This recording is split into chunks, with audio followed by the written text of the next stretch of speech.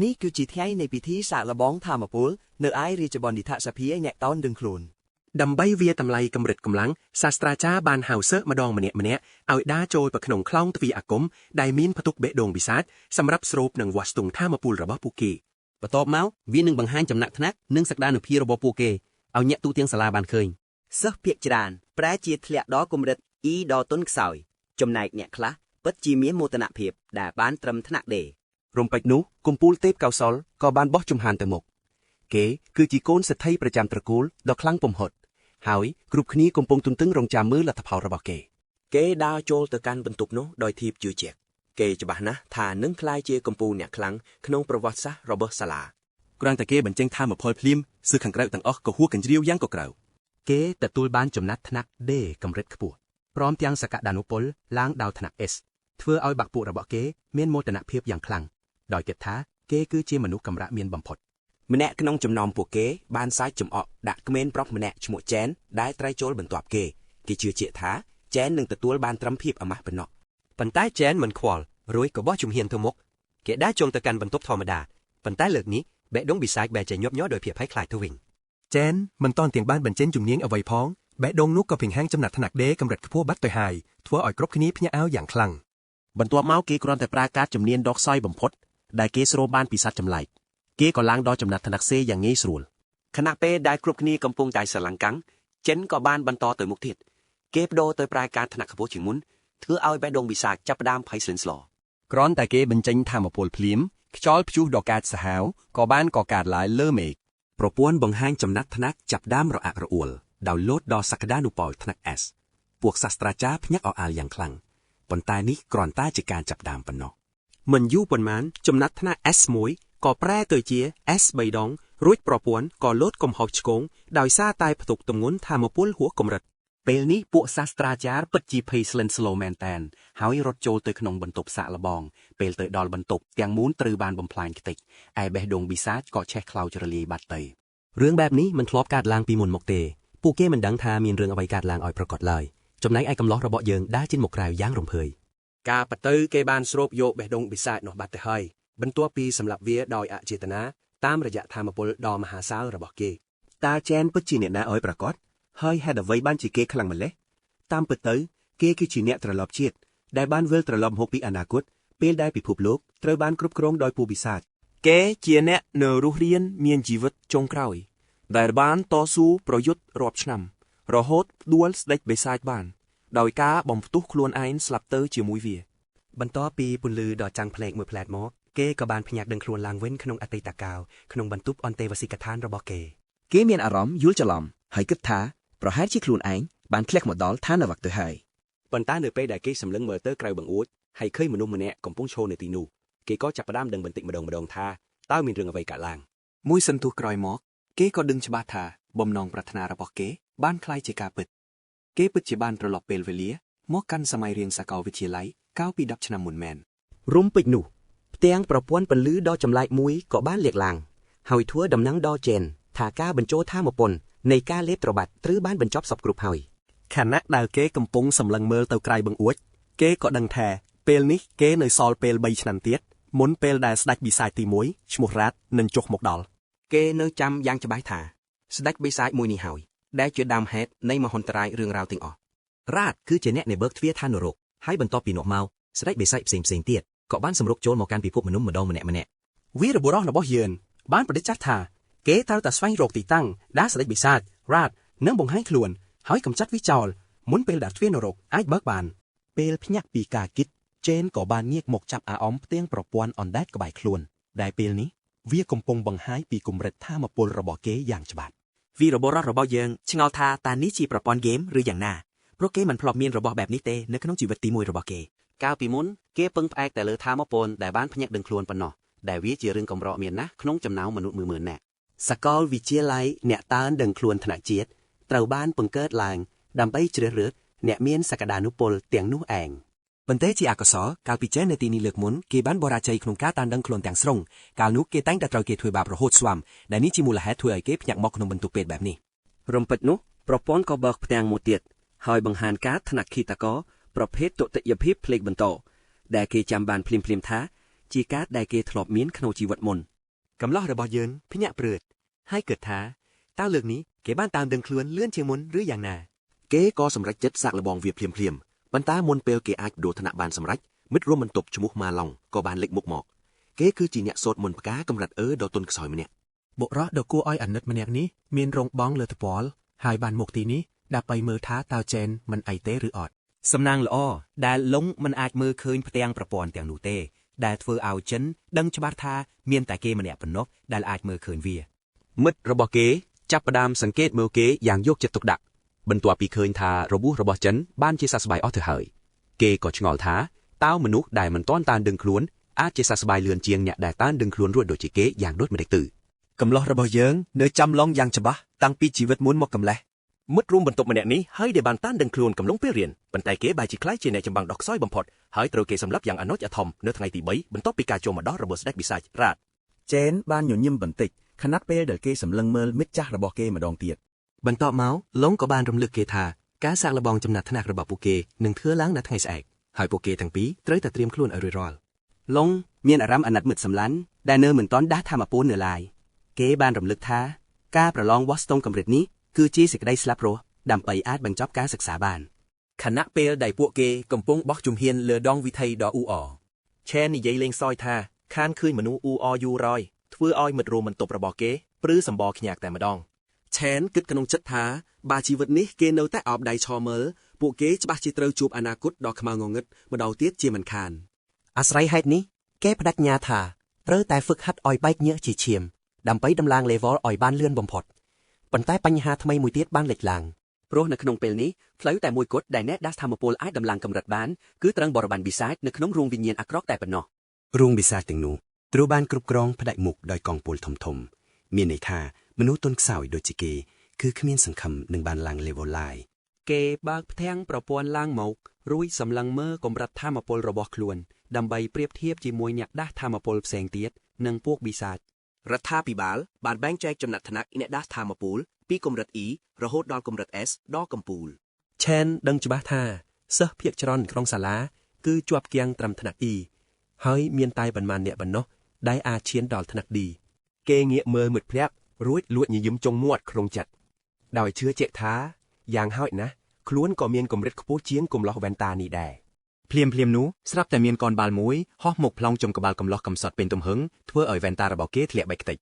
តាមពិតទៅពួកគេបានប្រទះមុខជាមួយជនពាលកងជុងនិងកូនចៅរបស់វាដែលទៅតែវាធ្វើបាបពួកគេកាលទីម្សិលមិញសោះជុងញញឹមចំអកហើយកំហកសួរទៅកំឡោះវ៉ែនតាថាម៉េចមិនព្រមទិញភេសជ្ជៈមកឲ្យនេះបើដឹងថាវានៅទីនេះហើយនោះលងប្រញាប់អោនក្បាលសុំទោសហើយរៀបនឹងយកលុយខ្លួនឯងទៅទិញទឹកទៅហើយប៉ុន្តែឆែនបានឈានជើងចូលមករារាំងរួចប្រាប់ថាអ្នកដែលត្រូវសុំទោសគឺកូគុនជុងនេះទៅវិញទៅគ្រាន់តែសម្លឹងឃើញមុខជនពាលនេះម្ដងទៀតការចងចាំដ៏សែនឈឺចាប់ពីអតីតកាលក៏បានផុសឡើងក្នុងខួរក្បាលឆែនភ្លាមកាលនោះពួកវាបានចាប់ជ្រមុជក្បាលគេទៅក្នុងអាងទឹកហៅជំនួសឲ្យការមានវិបត្តិសេរីពួកវាបែរជាប្រាប់ថាគ្រាន់តែចង់ជួយដាក់ធម្មពលគេទៅវិញថ្ងៃនោះពួកវាព្រមឈប់ដៃលុះត្រាតែឆែនសន្លប់បាត់បង់ស្មារតីប៉ុណ្ណោះឡុងបានស្ទុះទៅមើលអាការៈគេទាំងភ័យស្លន់ស្លោប៉ុន្តែពេលជុងឮឆែនហើបមាត់វាបានត្រឡប់មកវាយគេឲ្យរឹតតែរបួសធ្ងន់លើសដើមត្រឡប់មកបច្ចុប្បន្នកាលវិញពេលនេះឆែនបានកាត់ចិត្តរួចរាល់ហើយថាត្រូវតែបង្រៀនមេរៀនឲ្យពពួកជនពាលទាំងនេះបានស្គាល់រសជាតិម្ដងគ្រាន់តែឮឆែនហ៊ានតមាត់ជុងនិងកូនចៅរបស់វាក៏បោះជំហានចូលមករកភ្លាមក្នុងគោលបំណងចង់បិទមាត់គេឲ្យចិត្តឈឹងតែម្ដងតួឯករបស់យិរិនសន្លឹងចំមុខជុងដោយដឹងច្បាស់ថាអាមួយនេះពូកែខាងធ្វើបាបអ្នកខ្សោយក៏ព្រោះថាមានបងប្រុសជាប្រធានក្រុមប្រឹក្សាសិស្សដ៏មានអំណាចប៉ុណ្ណោះពេលជនពាលដើរចូលមកកាន់តែគៀកសិស្សដទៃក៏ចាប់ផ្ដើងចោមរោមមើលទាំងក្តីអាណិតព្រោះគិតថាឆែនច្បាស់ជាត្រូវគេវាយទៀតហើយពេលជុងដើរមកដល់វាកំហកសួរម្ដងទៀតថាឆែននិយាយស្អីអំបញ្ញមិញប៉ុន្តែឆែននៅតែឆ្លើយតបយ៉ាងស្កប់ស្ងាត់ថាឲ្យវាឈប់មករកតាក់តងពួកគេទៀតទៅគ្រាន់តែលើបែបនេះជុងក៏ផ្ទុះកំហាំងហើយស្ទុះទៅដាល់មួយដៃយ៉ាងលឿនប៉ុន្តែលើកនេះឆែនលើកដៃបាំងរួចរុនជនពាលនោះឲ្យខ្ទាថយក្រោយយ៉ាងងាយស្រួលបំផុតមនុស្សគ្រប់គ្នាដែលនៅទីនោះសុទ្ធតែបើកភ្នែកធំដោយក្តីភ្ញាក់អោលព្រោះតាមដែលពួកគេដឹងឆែនគឺមិនទាន់ដាស់ធម្មពលបានខងប៉ុន្តែគេបែរជារងការវាយប្រហារដ៏ធ្ងន់ធ្ងរនេះដូចជាគ្មានរឿងអ្វីកើតឡើងទៅវិញជុងកាន់តែឆេះដុំហើយស្ទុះចូលមកម្ដងទៀតខណៈដែលឆែន ត្រៀមខ្លួនជាស្រេចដោយបដូរមុខងាររបស់គេទៅជាឃាតកៈភ្លេកបន្តយ៉ាងស្ងប់ស្ងាត់ លងឈោគាំងដោយក្តីទុកស្លុតចំណែកឯចុងក៏បានបញ្ចេញគ្រក់បិសាចការពារខ្លួនហើយស្ទុះទៅវីលុកយ៉ាងកំរោល មិនទាន់ទាំងចូលមកដល់គៀកផងឆេនក៏ប្រញាប់ស្ទើរទូទៅមុនរួចម៉ាត់មួយដៃពេញទំហឹងដែលពោពេញដោយថាមពលរន្ទះធ្វើឲ្យវាហោះផ្លោងទៅឆ្ងាយ ហ្វូងមនុស្សស្ទើរតែមិនជឿនឹងភ្នែកខ្លួនឯងពេលឃើញកំឡោះទុនខ្សោយដូចជាឆេនអាចម៉ាត់ក្មេងពីលប្រចាំសាលាឲ្យហោះត្រឹមតែមួយកណ្ដាប់ដៃបែបនេះ ទោះបីជាត្រូវវាបែកមុខបែបនេះក្តីក៏ជុងនៅតែមិនព្រមចុះញោមហើយស្រែកបញ្ជាឲ្យកូនចៅរបស់វាចូលទៅសងសឹកជំនួសវាទន្ទឹមនឹងនោះពួកកូនចៅវាកំពុងតែញ័រជើងចម្ប្រប់បាត់ទៅហើយក្រោយពីបានឃើញទស្សនភាពអំបញ្ញមឹងជុងប្រឹងងើបឈរឡើងវិញរួចស្ទុះចូលទៅរកតួឯករបស់យើងម្ដងទៀតតែជាថ្មីម្ដងទៀតវាត្រូវបានវាយខ្ទាតចេញទៅក្រៅដោយគ្មានឱកាសតបតបានសម្បីតែបន្តិចដោយឃើញមេកោយរបស់ខ្លួនត្រូវគេវាយឡើងទក់សាច់បែបនេះ ពួកកូនចៅក៏ដឹងខ្លួនច្បាស់ថាគ្មានផ្លូវតទល់រួចឡើយហើយក៏នាំគ្នារត់បាតជើងសព្រាតតែម្ដងកំឡោះកំសត់ដែលបានឃើញហេតុការណ៍ផ្ទាល់ភ្នែកគឺឈរហឺបមាត់ថ្លុងរកពាក្យនិយាយមិនចេញព្រោះពិបាកនឹងទទួលយកថាមិត្តដែលទើបតែត្រូវគេវាយកាលពីម្សិលមិញបែរជាខ្លាំងក្លាដល់ថ្នាក់នេះសោះ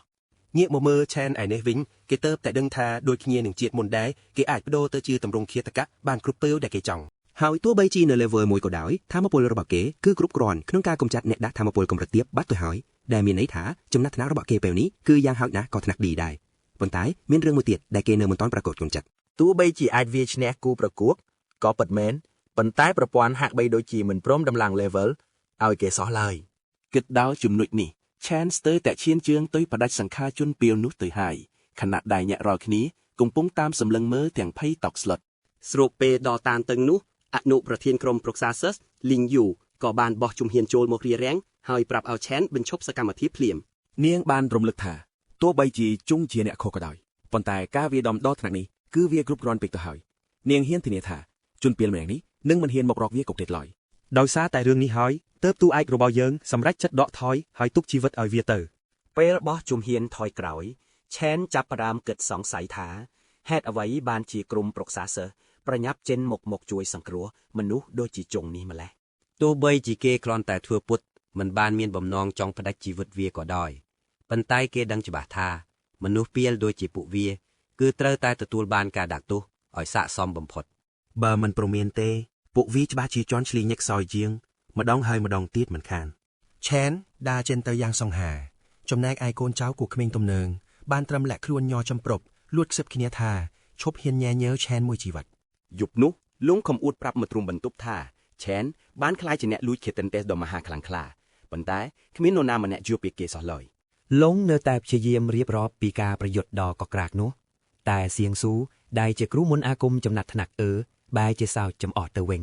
ស៊ូសួរចំអកថាបើឆេនពិតជាខ្លាំងមែនមិនក៏នៅរត់ហាត់ប្រាណកំសត់កំរើបែបនេះទៀត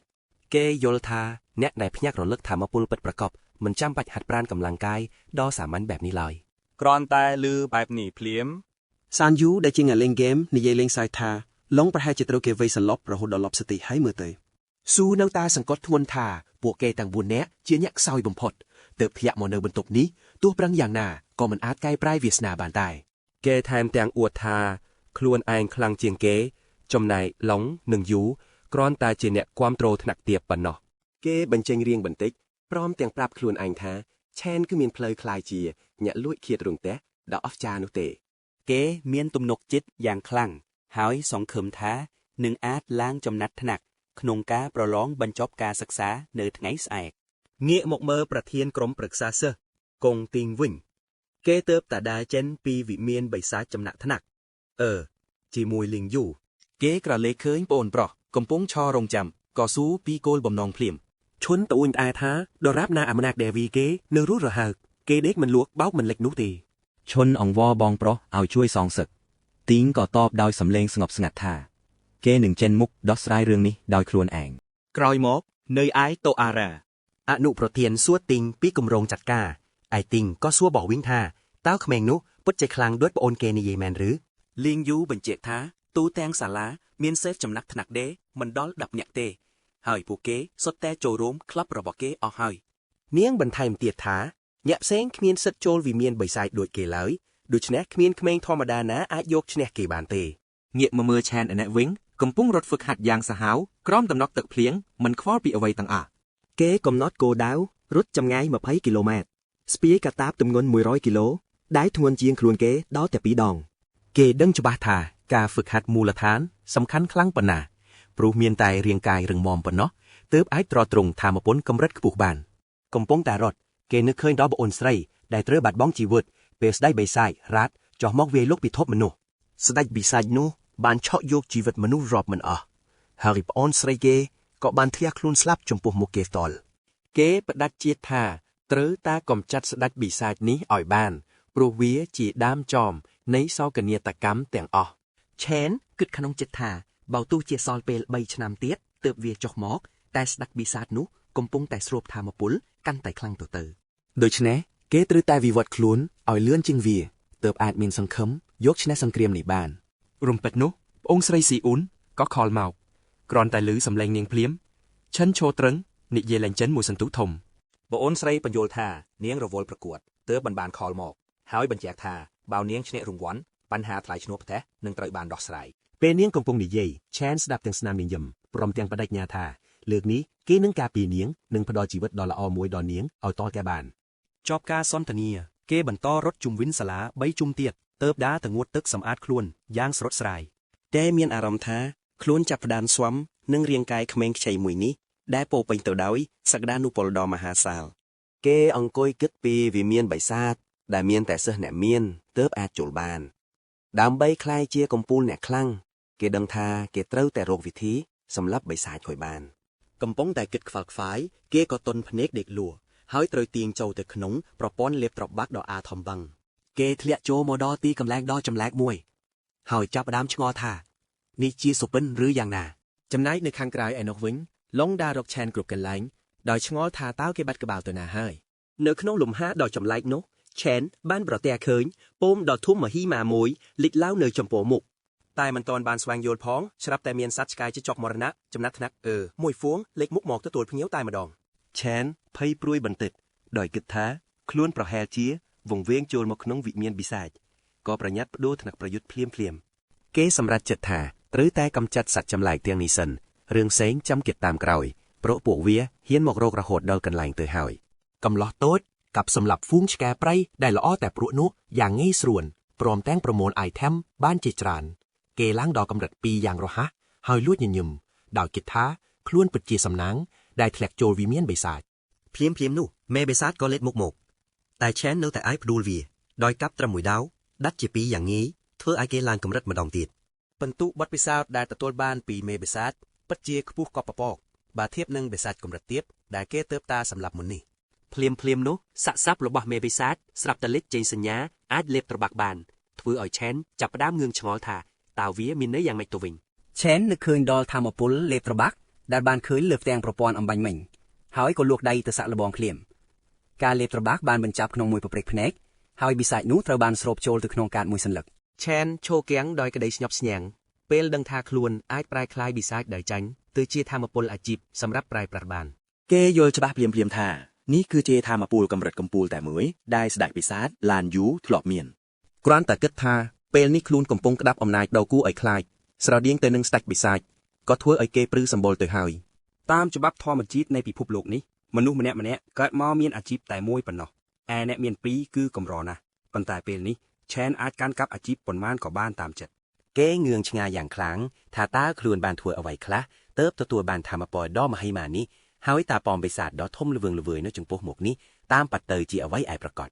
ខណៈដែលសំណួររាប់រយផុសឡើងខ្លងខួរក្បាលសម្ពាធអូរ៉ាដ៏ធ្ងន់អន្លង់មួយបានវៃលុកហើយបិសាចមួយក្បាលក៏លេចមុខឡើងព្រមទាំងកាន់ដាវកម្រិត S ចំនួន2ក្នុងដៃ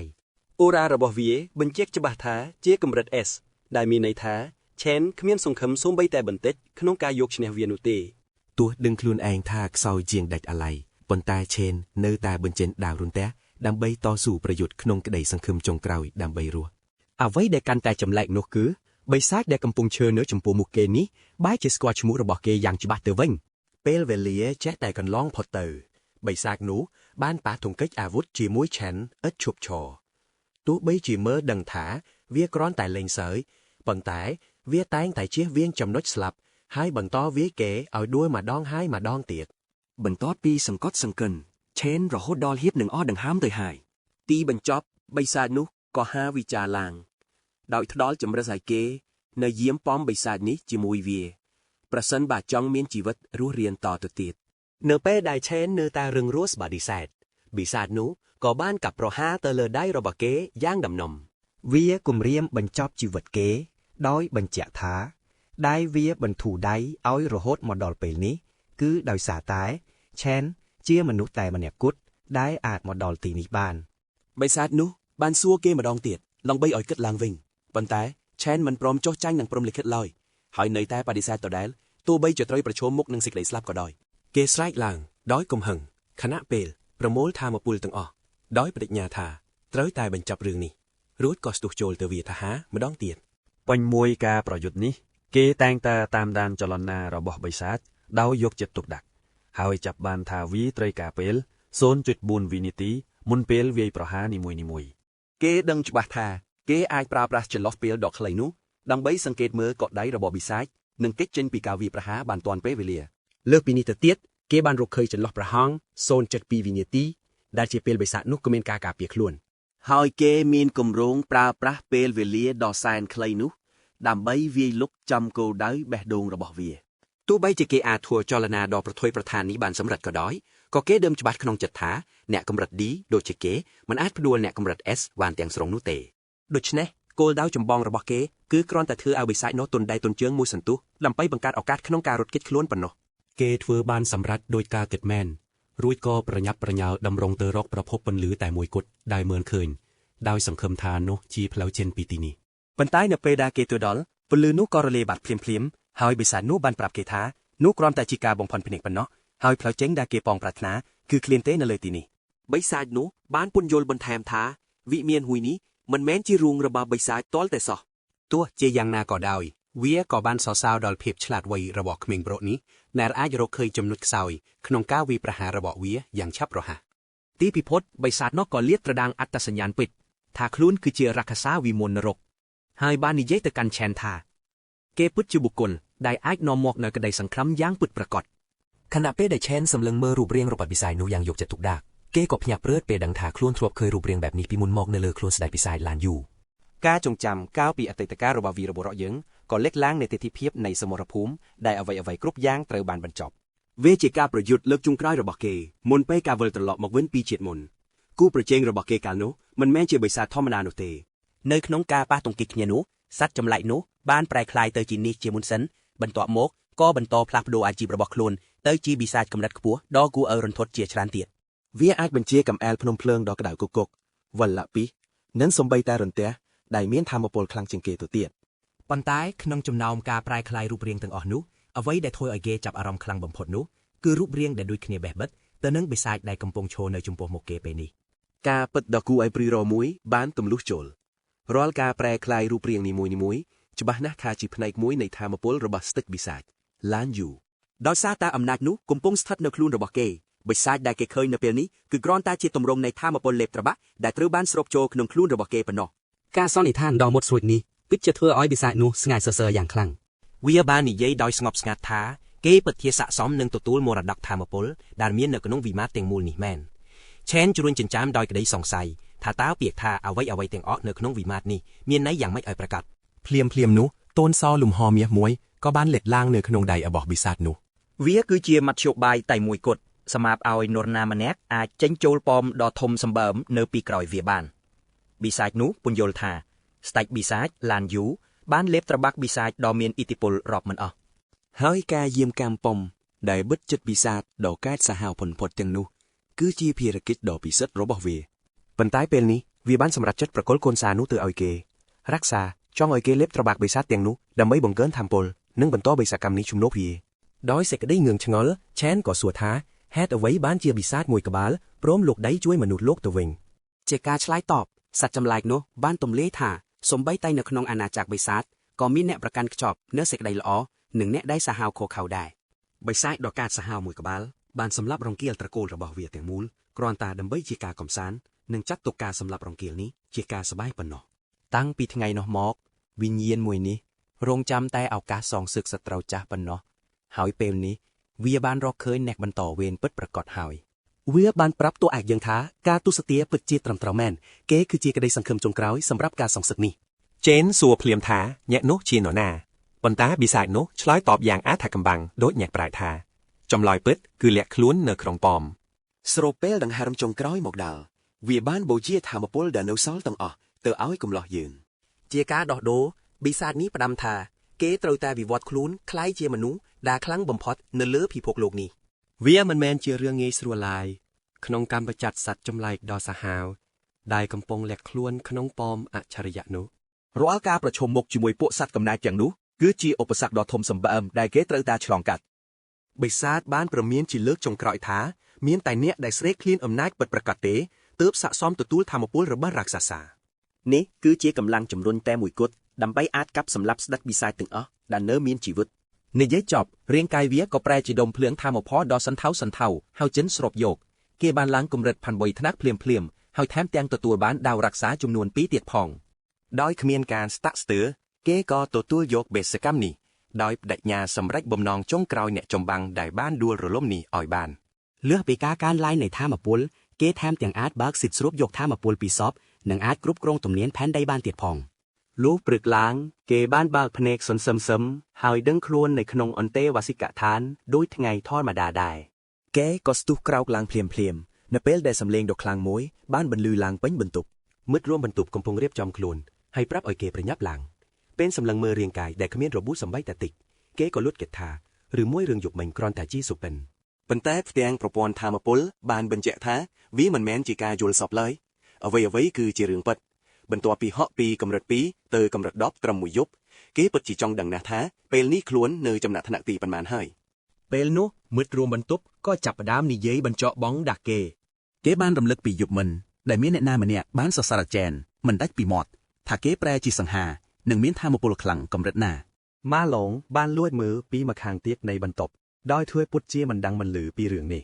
ទោះជាយ៉ាងណាមិត្តរួមបន្ទប់បានបបួលគេឲ្យពិហាញសមត្ថភាពនៅក្នុងការប្រឡងវ៉ាស្តុងចំណាត់ថ្នាក់ដើម្បីដឹងថាអ្នកណាស័ក្តិសមជាស្ដេចប្រចាំបន្ទប់នេះ ពេលកំពុងដើរទៅសាលាអាតួស្ដេចប្រចាំបន្ទប់នោះក៏បានអួតប្រាប់កូនចៅខ្លួនថាចំណាត់ថ្នាក់នីមួយៗគឺត្រូវបានបែងចែកទី3កម្រិតផ្សេងគ្នាដូច្នេះទោះបីជាពួកយើងសុទ្ធតែត្រឹមចំណាត់ថ្នាក់ E ក៏ពិតមែនតែយ៉ាងហោចណាស់គេក៏នៅកម្រិត E កណ្ដាលដែលខ្ពស់ជាងពួកកម្រិត E ទៀតដែរ គេដើរអួតរៀងពេញផ្លូវដោយគិតថាកម្រិតរវាងកម្រិតនីមួយៗគឺខុសគ្នាឆ្ងាយណាស់ ដោយក្តីជឿជាក់ហួសហេតុអាតួពូកែអួតនេះអះអាងថាខ្លួនមានធម៌ពលខ្លាំងជាងមុនហើយច្បាស់ជាបានឡើងកម្រិត1បាត់ទៅហើយដែលក្តីធុញទ្រាន់ម៉ាឡុងក៏ខ្សឹបប្រាប់តួឯកយើងឲ្យឈប់លេងសើចហើយបញ្ចេញសមត្ថភាពពិតដើម្បីដណ្ដើមយកចំណាត់ថ្នាក់ D នៅថ្ងៃនេះឲ្យបានធ្វើបែបនេះទើបអាស្ដេចប្រចាំបន្ទប់នោះអាចបិទមាត់បានមិនយូរប៉ុន្មានពួកគេក៏មកដល់សាលាដែលជាកន្លែងសិស្សគ្រប់គ្នាកំពុងប្រមូលផ្ដុំរង់ចាំពិធីវាយតម្លៃចំណាត់ថ្នាក់ពួកក្មេងទំនើងបានដើរចូលមកយ៉ាងក្រអឺតក្រទមដូចជាម្ចាស់សាលាហើយរករឿងអ្នកណាដែលហ៊ានសម្លឹងមុខពួកគេសូម្បីតែស្នាមញញឹមអួតអាងរបស់ស្ដេចប្រចាំបន្ទប់ក៏រលាយបាត់ស្ងាត់ឈឹងពេលឃើញពួកក្មេងទំនើងទាំងនោះប៉ុន្តែរឿងដែលមិននឹកស្មានដល់បានកើតឡើងពួកក្មេងទំនើងទាំងនោះស្រាប់តែដើរមកអោនក្បាលគោរពបងធំជេនយ៉ាងគួរសមទៅវិញឃើញបែបនេះមិត្តរួមបន្ទប់ចាប់ផ្ដើមគិតថាអ្វីដែលម៉ាឡុងបាននិយាយកាលពីយប់មិញប្រហែលជាការពិតហើយកំឡោះយើងមិនខ្វល់ខ្វាយពីពួកក្មេងទំនើងទាំងនោះទេហើយក៏ឈរធ្វើមិនដឹងមិនឮបន្តទៀតស្រាប់តែមានសត្រូវថ្មីដើរចូលមកគេគឺជាជៀនដែលជាមន្ត្រីក្រុមប្រឹក្សាសិស្សដ៏កាចសាហាវបានដើរមកប្រមានតួឯកយើងដោយសម្ដីគួរសមតែបង្កប់ពីសពុលតាមពិតទៅប្រធានក្រុមប្រឹក្សាសិស្សជាអ្នកបញ្ជាឲ្យគេមកដើម្បីចាត់ការមនុស្សដែលហ៊ានលើកដៃវាយភូនប្រុសជាទីស្រឡាញ់របស់ខ្លួនគ្រាន់តែឃើញបែបនេះមិត្តភក្តិរបស់ជេនទាំងអស់បានបែកខ្ញែកគ្នារត់ពួនបាត់អស់ពួកគេពិតជាខ្លាចរអាជៀនខ្លាំងណាស់ព្រោះគេគឺជាកូនចៅជំនិតដែលតែងតែចាំស៊ីឈ្នួលវាយតបជំនួសប្រធានក្រុមប្រឹក្សាសិស្សមិត្តរួមបន្ទប់លួចងឿងឆ្ងល់ថាហេតុអ្វីបានជាកំពូលអ្នកខ្លាំងចំណាត់ថ្នាក់ D ម្នាក់នេះមកចាត់ការតួឯកយើងអញ្ចឹងជៀនបានដើរចូលមកឈរទល់មុខចែនយ៉ាងគៀកកូនឆ្កែស្មោះត្រង់របស់ប្រធានសិស្សនេះបានអួតថាច្រមុះដ៏ពូកែរបស់គេអាចហិតដឹងយ៉ាងច្បាស់ពីកម្រិតធម៌ពលរបស់គូប្រកួតហើយពេលនេះអ្វីដែលគេហិតដឹងគឺមានតែក្លិនរបស់កាកសំណល់ដ៏ទន់ខ្សោយម្នាក់ប៉ុណ្ណោះលើការប្រមាថនេះតួឯកយើងញញឹមចំអកហើយតបតវិញដោយមិនញញើតសូម្បីបន្តិចសម្ដីនេះធ្វើឲ្យជៀនខឹងឆេវឡើងកដោស្លឹកត្រចៀកតែម្ដងប៉ុន្តែនៅពេលដែលគេត្រូវគេដៀលថាជាសត្វឆ្កែមុនពេលការវាតបចាប់ផ្ដើមចៅហ្វាយញ៉េរបស់វាក៏បានចេញមុខមកបញ្ជាឲ្យបញ្ឈប់ដើម្បីកុំឲ្យផ្អើលដល់សិស្សដទៃ បន្ទាប់ពីស៊ើបអង្កេតរួចគេក៏ដឹងថាប្អូនប្រុសរបស់គេជាអ្នកបង្ករឿងមុនការត្រូវគេវាយរហូតដល់ទ្រាំខ្លួនគឺជាលទ្ធផលការចូលទៅញុះញង់មនុស្សដែលខ្លាំងជាងខ្លួននិយាយចប់ប្រធានក្រុមរក្សាសិទ្ធិក៏សម្លឹងមកតួឯកយើងដោយខ្សែភ្នែកមុតស្រួយដោយកាំបិតប៉ុន្តែតួឯករបស់យើងមិនមានអារម្មណ៍ភ័យខ្លាចសូម្បីតែមួយរំពេចស្របពេលនោះសាស្ត្រាចារ្យបានប្រកាសថាពិធីវាយតម្លៃចំណាត់ថ្នាក់បានចាប់ផ្ដើមជាផ្លូវការហើយនិងតម្រូវឲ្យសិស្សទាំងអស់បោះជំហានទៅមុខនៅពេលហៅឈ្មោះពេលឮដូច្នេះប្រធានក្រុមប្រឹក្សាក៏ហៅកូនឆ្កែរបស់ខ្លួនឲ្យដើរចេញទៅបាត់គេជឿជាក់យ៉ាងងងឹតងងល់ថានេះគ្រាន់តែជារឿងចៃដន្យហើយច្បាស់ណាស់ថាចែនលែងហ៊ានក្អេងក្អាងទៀតហើយក្រោយពីរងការគំរាមកំហែងពីពួកវាសម្លឹងពីជាន់ខាងលើបរិសម្នាក់បានសួរទៅកាន់អនុប្រធានដោយក្តីសង្ស័យថាតើហេតុអ្វីបានជានាងមកមើលការវាយតម្លៃចំណាត់ថ្នាក់នៅថ្ងៃនេះឬមួយក៏មានក្មេងចំណូលថ្ងៃណាធ្វើឲ្យនាងចាប់អារម្មណ៍ស្ត្រីរូបនោះញញឹមបន្តិចរួចពោលថាឆ្នាំនេះច្បាស់ជាមានរឿងគួរឲ្យចាប់អារម្មណ៍ច្រើនមិនខានមិនយូរប៉ុន្មានឈ្មោះរបស់សាងសូក៏ត្រូវបានប្រកាសឡើងស្ដេចអន្តេវាសិកដ្ឋានរឿងមានអារម្មណ៍ភ័យបន្តិចពេលបោះជំហានចូលទៅកាន់ទ្វារនោះស្រាប់តែបរិយាកាសផ្នែកខាងក្នុងបានផ្លាស់ប្ដូរទាំងស្រុងតាមពិតទៅការវាយតម្លៃនេះត្រូវធ្វើឡើងម្ដងម្នាក់នៅខាងក្នុងគូហាវិញ្ញាណបិសាចដ៏ពិសេសមួយនៅទីនោះបេះដូងបិសាចដែលតបភ្ជាប់ដោយខ្សែថាមពលនឹងធ្វើការវាស់ស្ទង់ចំណាត់ថ្នាក់និងថាមពលកម្បាំងរបស់អ្នកតានដោយការស្រូបយកថាមពលរបស់ពួកគេនៅពេលដែលអ្នកតានបញ្ចេញថាមពលខ្លាំងបំផុតរបស់ខ្លួនសញ្ញានឹងបញ្ជូនត្រឡប់មកវិញហើយលទ្ធផលការវាយតម្លៃនឹងលេចឡើងនៅចំពោះមុខអ្នកគ្រប់គ្នាចំណាត់ថ្នាក់របស់គេនៅតែដដែលដូចលើកមុនប៉ុន្តែលោកគ្រូហាក់មានការងឿងឆោលយ៉ាងខ្លាំងដោយសារតែថាមពលកម្បាំងរបស់គេប្រើពីយូរខុសពីធម្មតាក្នុងការបង្ហាញម៉ាឡុងសម្លឹងមើលតួលេខដែលកំពុងលោតផ្លាស់ប្ដូរដោយបេះដូងលោតខុសចង្វាក់ក្រោយពីការរងចាំដ៏តានតឹងថាមពលកម្បាំងខ្ពស់បំផុតរបស់សាងសូបង្ហាញត្រឹមចំណាត់ថ្នាក់សេប៉ុណ្ណោះគេដើរចេញមកក្រៅដោយក្តីអស់សង្ឃឹមព្រោះការខិតខំកន្លងមកគឺគ្រាន់តែជាការគិតតែឯងមិត្តរួមបន្ទប់បានព្យាយាមលួងលោមគេដោយនិយាយថាយ៉ាងណាក៏ពួកគេនៅកម្រិតដូចគ្នាដែរត្រូវជាប់គាំងត្រឹមចំណាត់ថ្នាក់ E និងអាចឡើងខ្ពស់បំផុតត្រឹម C មួយសន្ទុះក្រោយមកកូនជញ្ចក់ឈាមរបស់ប្រធានសិស្សក៏បានដើរចេញមកដោយទឹកមុខដ៏ក្រអឺតក្រទុំគេនៅត្រឹមចំណាត់ថ្នាក់ D កម្រិតទាបនៅឡើយតែគេមានសក្តានុពលអាចឈានដល់ចំណាត់ថ្នាក់ A ក្រុមមិត្តភ័ក្តិរបស់ចែនចាប់ផ្ដើមអស់សង្ឃឹមពេលឃើញសិស្សជិត10នាក់ឡើងដល់ចំណាត់ថ្នាក់ D ទៅហើយសូម្បីតែពួកសាស្ត្រាចារ្យក៏ភ្ញាក់អើយ៉ាងខ្លាំងដែរដែលមានសិស្សច្រើនម្លេះអាចបំបីកំណត់ត្រាដល់ចំណាត់ថ្នាក់ D វាជារឿងកម្រណាស់សម្រាប់សិស្សដែលមិនធ្លាប់ឆ្លងកាត់ការប្រយុទ្ធជាក់ស្ដែងអាចរំដោះខ្លួនចេញពីចំណាត់ថ្នាក់ E បាននោះដោយក្តីរំភើបពួកគេក៏បានហៅឈ្មោះសិលបន្ទាប់នោះគឺប្រធានសិលដែលកំពុងបាក់ក្តីរំពឹងរបស់អ្នកគ្រប់គ្នានៅលើស្មារបស់គេគ្រប់ខ្សែភ្នែកសុទ្ធតែសម្លឹងទៅកាន់កុងទីងដែលជីសើមានតំណែងដល់ប្រធានគីលខណៈដែលគេបកជំហានឡើងលើឆាកចំណែកឯកំឡុករបស់យើងវិញនៅតែរក្សាភាពស្ងប់ស្ងាត់និងរងចាំមើលលទ្ធផលគ្រប់គ្នានៅក្នុងសាលាសុទ្ធតែដឹងថាកាលពី2ឆ្នាំមុនកុងទីងនៅត្រឹមចំណាត់ថ្នាក់ D កម្រិតទាបប៉ុណ្ណោះកំណត់ត្រាប្រវត្តិសាស្ត្រខ្ពស់បំផុតប្រចាំសាលាគឺត្រឹមចំណាត់ថ្នាក់ D កម្រិតកណ្ដាលដូច្នេះហើយទើបអ្នកគ្រប់គ្នាចង់ដឹងថាតើប្រធានរូបនេះអាចបំបែកកំណត់ត្រាថ្មីបានឬយ៉ាងណានៅខាងក្នុងគូហាវិញ្ញាណកែវភ្នែករបស់បេសាចក៏ស្រាប់តែបើកឡើងយ៉ាងយឺតនៅចំពោះមុខគេប្រធានសិស្សរូបនេះមិនអាចបញ្ចេញថាមពលទាំងអស់របស់គេបានទេប៉ុន្តែគេមានមហិច្ឆតាដ៏ឆេះឆួលក្នុងការបង្កើតភាពអស្ចារ្យនៅថ្ងៃបញ្ចប់ការសិក្សាដើម្បីចារឈ្មោះជាចំណាត់ថ្នាក់លេខ1ក្នុងប្រវត្តិសាស្ត្រពេលលោកគ្រូអ្នកគ្រូឃើញពន្លឺពណ៌មាសនៃសក្តានុពលរបស់គេបញ្ចាំងពន្លឺឡើងពួកគេស្ទើរតែមិនជឿភ្នែកខ្លួនឯងការសង្ស័យរបស់ពួកគេត្រូវបានលុបបំបាត់ទាំងស្រុងពេលឃើញចំណាត់ថ្នាក់ដេកកម្រិតខ្ពស់របស់កុងទីងដែលធ្វើឲ្យគ្រប់គ្នាទះដៃអបអរសាទរយ៉ាងកក្រាតមិនត្រឹមតែប៉ុណ្ណោះសំឡេងហូកិនជ្រាវបានបន្លឺឡើងពេញទីលានពេលឃើញសក្តានុពលចំណាត់ថ្នាក់ S ដែលមិនធ្លាប់មានក្នុងប្រវត្តិសាស្ត្រពួកកូនចៅរបស់គេនាំគ្នាសរសើរមេមិនដាច់ពីមាត់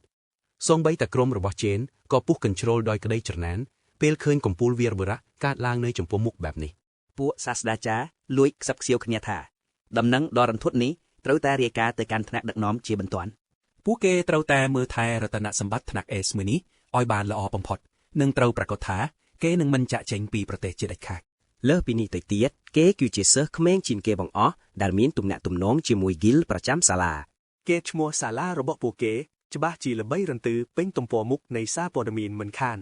សម្លឹងមើលពីខាងលើនាយកសាលាយន់ឡុងទើបតែដឹងថាអនុប្រធានលីងយូបានដឹងពីសក្តានុពលរបស់ក្មេងនេះរួចទៅហើ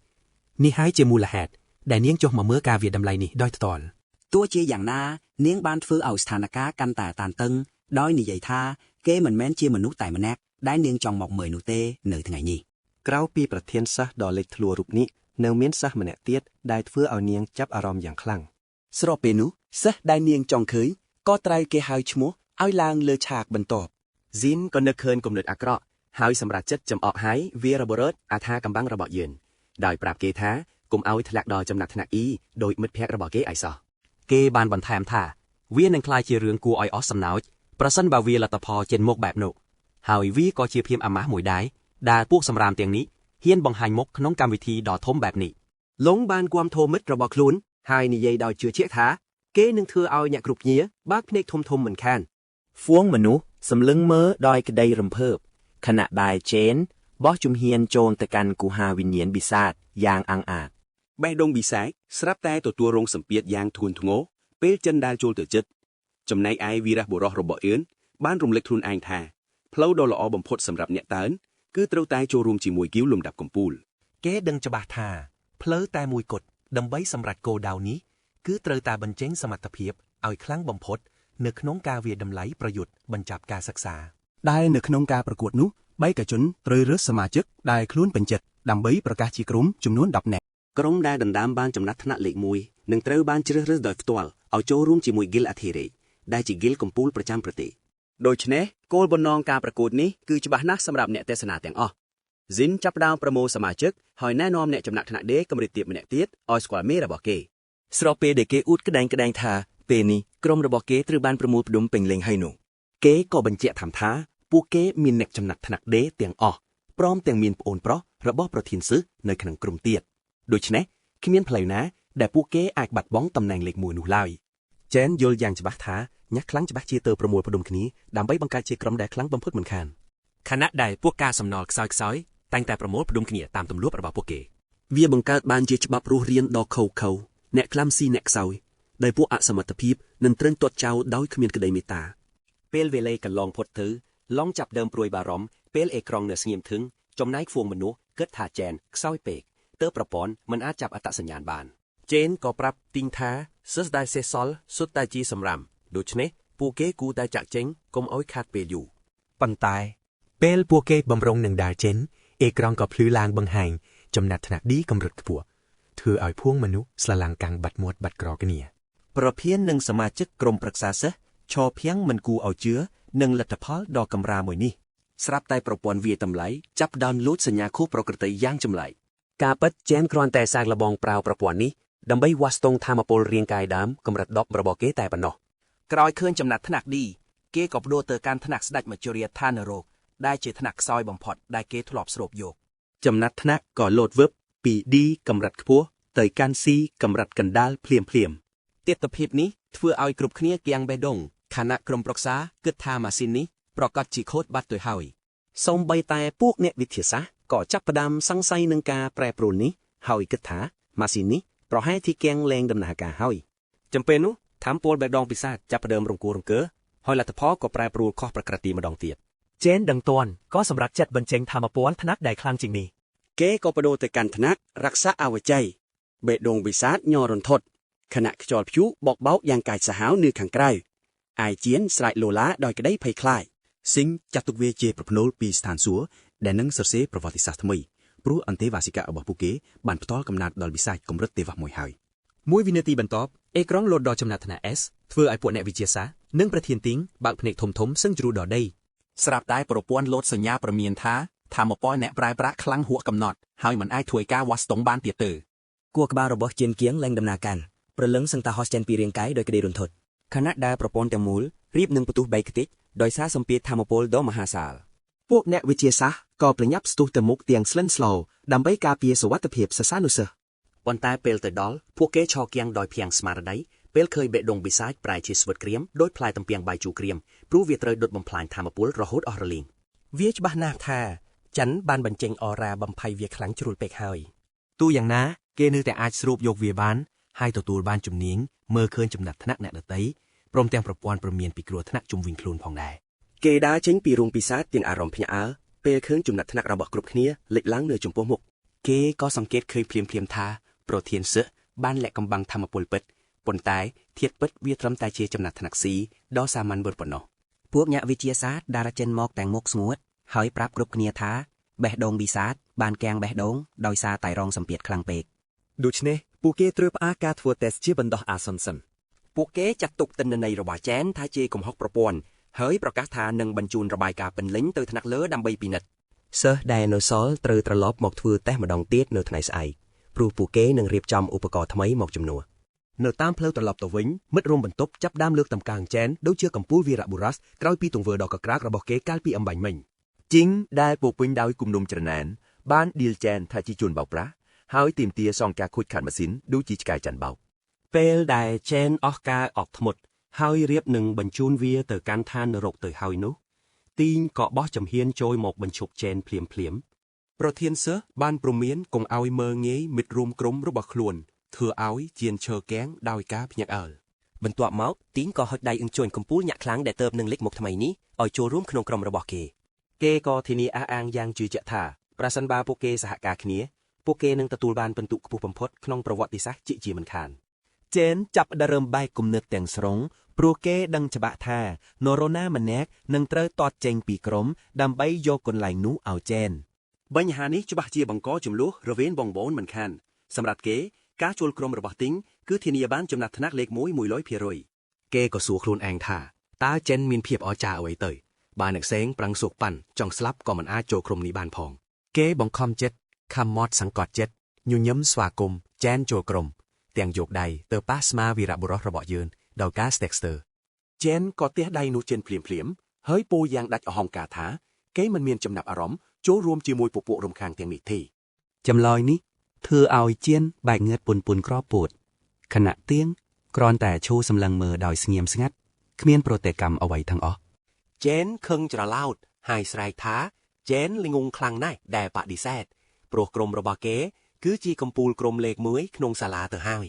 ចែនបែកក្នុងដោយចិនយ៉ាងសង្ហាដោយបន្សល់ទុកនូវពាក្យសម្ដីថាវាមិនពាក់ព័ន្ធនឹងគេទេហើយថែមទាំងដៀលក្រុមនេះថាថ្លុងគួរឲ្យធុញបំផុតគេព្រមានកុំឲ្យមករំខានទៀតរីឯជីអានវិញឆេះដុំខឹងច្រឡោតពេលត្រីគេបដិសេធចំមុខបែបនេះ សិស្សពេញមួយសាលាចាប់ផ្ដើមខ្សឹបខ្សៀវគ្នាពីការបដិសេធរបស់ចិន ភាគច្រើនគិតថាគេចង់ក្តាប់តំណែងលេខ1តែឯងក្រោយបញ្ចេញធម្មពលកម្រិតសេកណ្ដាលរួចមកពេលនេះទាំងសាលាបានមើលរឿងល្ខោនដ៏ជោគចិត្តដែលកំពុងតែផ្ទុះឡើងយ៉ាងក្តៅគគុកចំណែកមិត្តរួមបន្ទប់របស់ឈិនវិញលួចសើចចំអកពេលឃើញជីអាននិងធីងបាក់មុខខ្មាស់គេយ៉ាងនេះទោះត្រូវគេបដិសេធឥតសំចៃមាត់ប្រធាននៅតែរក្សាភាពស្ងប់ស្ងាត់ប្រាប់ជីអានកុំឲ្យខ្វល់បើឈិនមានគម្រោងរៀងខ្លួនហើយនោះ ស្របពេលនោះនាយកសាលាដែលឈរមើលហេតុការណ៍ដកដង្ហើមធំខកចិត្តព្រោះក្មេងៗមិនព្រមសហការគ្នាដូចការគិតទុក លោកចង់ឲ្យពួកគេរួមដៃគ្នាបំបីកំណត់ត្រាថ្មីរបស់សាលា តែលីងបែរជាគិតថាស្ថានភាពបែបនេះទៅវិញទេទើបកាន់តែអស្ចារ្យនិងគួរឲ្យរំភើបនាងប្រាប់ថាធីងជាកូនអ្នកមានចិញ្ចឹមតាំងពីតូចដូច្នេះការបដិសេធនេះស្មើនឹងការប្រកាសសង្គ្រាមដោយចំហតែម្ដង នាងរំលឹកនាយកសាលាថាប្រធានរបស់ពួកគេមិនមែនងាយដោះស្រាយឡើយពេលត្រូវគេជន់កិត្តិយសបែបនេះ ជីអាននៅតែរអួររំទាំថាឈិនក្អែងក្អាងដោយសារតែកំហុសម៉ាស៊ីនតេស្តបង្ហាញត្រឹមថ្នាក់សេនោះប៉ុន្តែធីងបែរជាសង្ស័យថាលទ្ធផលនោះអាចនឹងមិនខុសទាល់តែសោះគេសារភាពថាទោះបីជាឱកាសស្ទើរតែគ្មានក៏ដោយក៏គេមិនបណ្ដោយឲ្យនរណាម្នាក់មកដណ្ដើមតំណែងលេខ1របស់គេបានជាដាច់ខាតជីអាននឹកឃើញថាឈិនត្រឹមជាសិស្សធម្មតាគ្មានបទពិសោធន៍ប្រយុទ្ធពិតប្រាកដឡើយគណៈសមាជិកក្រុមប្រឹក្សាជាកំពូលអ្នកខ្លាំងដែលលួចហ្វឹកហាត់ក្នុងរូងវិសាទអស់កាលយូរទើបឡើងដល់កម្រិតនេះគេស្នើចង់ទៅបង្រៀនមេរៀនឲ្យឈិនដោយផ្ទាល់តែធីងកាត់កង់ភ្លាមហើយសួរថាតើប្រធានរបស់គេជាមនុស្សចិត្តចង្អៀតបែបនឹងមែនទេជីអានដឹងកំហុសក៏សុំទោសខណៈធីងលុបចោលកម្មវិធីច្រៀងខារ៉ាអូខេហើយប្រាប់ឲ្យជីអានចាត់ការរឿងនេះដោយខ្លួនឯងចោះគេបន្ថែមដោយសំឡេងត្រជាក់ស្រែបថារាល់ទង្វើរបស់ជីអានគ្មានពាក់ព័ន្ធនឹងគេឡើយហើយជីអានក៏យល់នៃនេះភ្លាមមួយរំពេច ប្រហែល10នាទីក្រោយមកអ្នកផ្ដល់ព័ត៌មានម្នាក់រាយការណ៍ប្រាប់ជីអានថាឈិនបានចាកចេញពីសាលាបាត់ទៅហើយដោយយកលេសថាចង់ទៅផ្ទះមួយផ្លែត គេប្រាប់ទៀតថាឈិនចេញទៅដោយមិនទាំងចូលញ៉ាំអីផងដែលនេះជាឱកាសដ៏ល្អបំផុតតែម្ដងជីអានចាត់ទុកថាជាជំនួយពីទេវតាព្រមទាំងអញាប់ញើដែលមានឱកាសចាត់ការគេយ៉ាងចាស់ដៃនៅកន្លែងស្ងាត់គ្មានអ្នកលូកដៃជួយបានពេលឈិនដើរឆ្លងភ្លុយគេនឹកឃើញដល់ជាតិមុនមានកងពូលលំដាប់កំពូលមួយបានជួបគ្រោះមហន្តរាយពេលព្យាយាមវាយលុករូងបិសាច ក្នុងទឹកដីប្រទេសសិនលី ក្នុងរូងនោះពួកគេប៉ះចំសត្វចម្លែកដែលមិនធ្លាប់មានពីមុនមកឈ្មោះថារ៉ាត់ធ្វើឲ្យកងពលនោះត្រូវវិនាសខ្ទេចគ្មានសល់តែម្ដង បន្ទាប់មកសត្វចម្លែកនោះបានគេចចូលមកក្នុងពិភពមនុស្សបង្កក្តីវិនាសកម្មគ្រប់ទីកន្លែង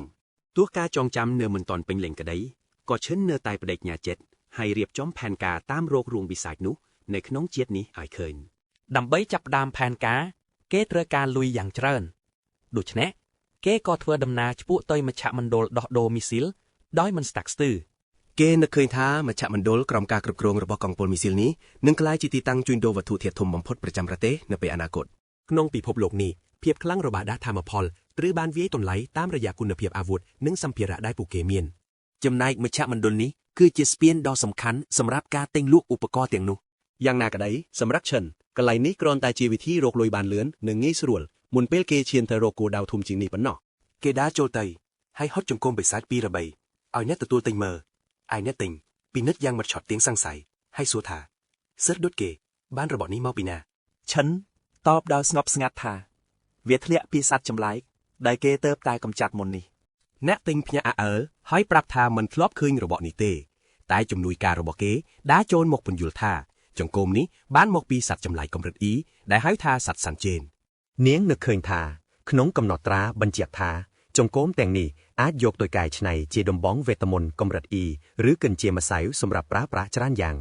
អ្នកទិញដ៏ក្រអឺតក្រតុំកាត់សម្ដីនាងរួចទម្លាក់ចង្គមចោលលើតុដោយអះអាងថារបស់កម្រិត E មានតម្លៃទាបណាស់ គេចាប់ផ្ដើមអួតថាមជ្ឈមណ្ឌលរបស់គេដំណើរការប្រព័ន្ធ VIP ដែលទទួលទិញតែពីអ្នកដាស់ធម្មពលមានកិត្តិយសនិងឋានៈខ្ពស់ក្នុងសង្គមប៉ុណ្ណោះ គេបញ្ជាក់ថាគេទទួលតែរបស់កម្រិត D ឡើងទៅហើយយកហេតុផលនេះមកទាត់ចោលរបស់កម្រិត E ដ៏ទាបមួយនេះ ក្នុងចិត្តរបស់គេរអ៊ូទាំពីការខ្វះអតិថិជនលំដាប់ខ្ពស់មួយរយៈនេះហើយគិតថាមិនចំណានអីទេដែលត្រូវតាក់ទងមនុស្សថ្នាក់ទាបព្រោះវាមិនជួយឲ្យគេឡើងតំណែងឡើយ គេចាត់ទុកថាជារឿងគួរឲ្យធន់ហើយបោះទម្លាក់ការងារនេះទៅឲ្យលីដែលជាជំនួយការដោយមិនខ្វល់ខ្វាយអ្វីទាំងអស់ ពេលគេដើរចេញនាងក៏ហត់ស្រោមសម្ពុតប្រាក់ឲ្យឈិនយ៉ាងសុភាពហើយសួរថាត្រូវការឲ្យនាងជួយអ្វីផ្សេងទៀតទេក្រៅពីការទិញលក់នេះ ឈិនពិនិត្យមើលលុយ 18,000 នោះហើយគិតថាវាល្មមអាចដោះស្រាយថ្លៃឈ្នួលផ្ទះមួយគ្រាដោយមិនបាច់ខ្វល់ខ្វាយច្រើនឡើយបន្ទាប់មកគេក៏ទាញយកដាវធំដ៏ភ្លឺផ្លេកដែលបានពីបិសាចរាសាសាឋាននរកចេញមកក្រៅធ្វើឲ្យនាងស្រឡាំងកាំងសម្លឹងមើលមិនដាក់ភ្នែកភ្លាមតែម្ដង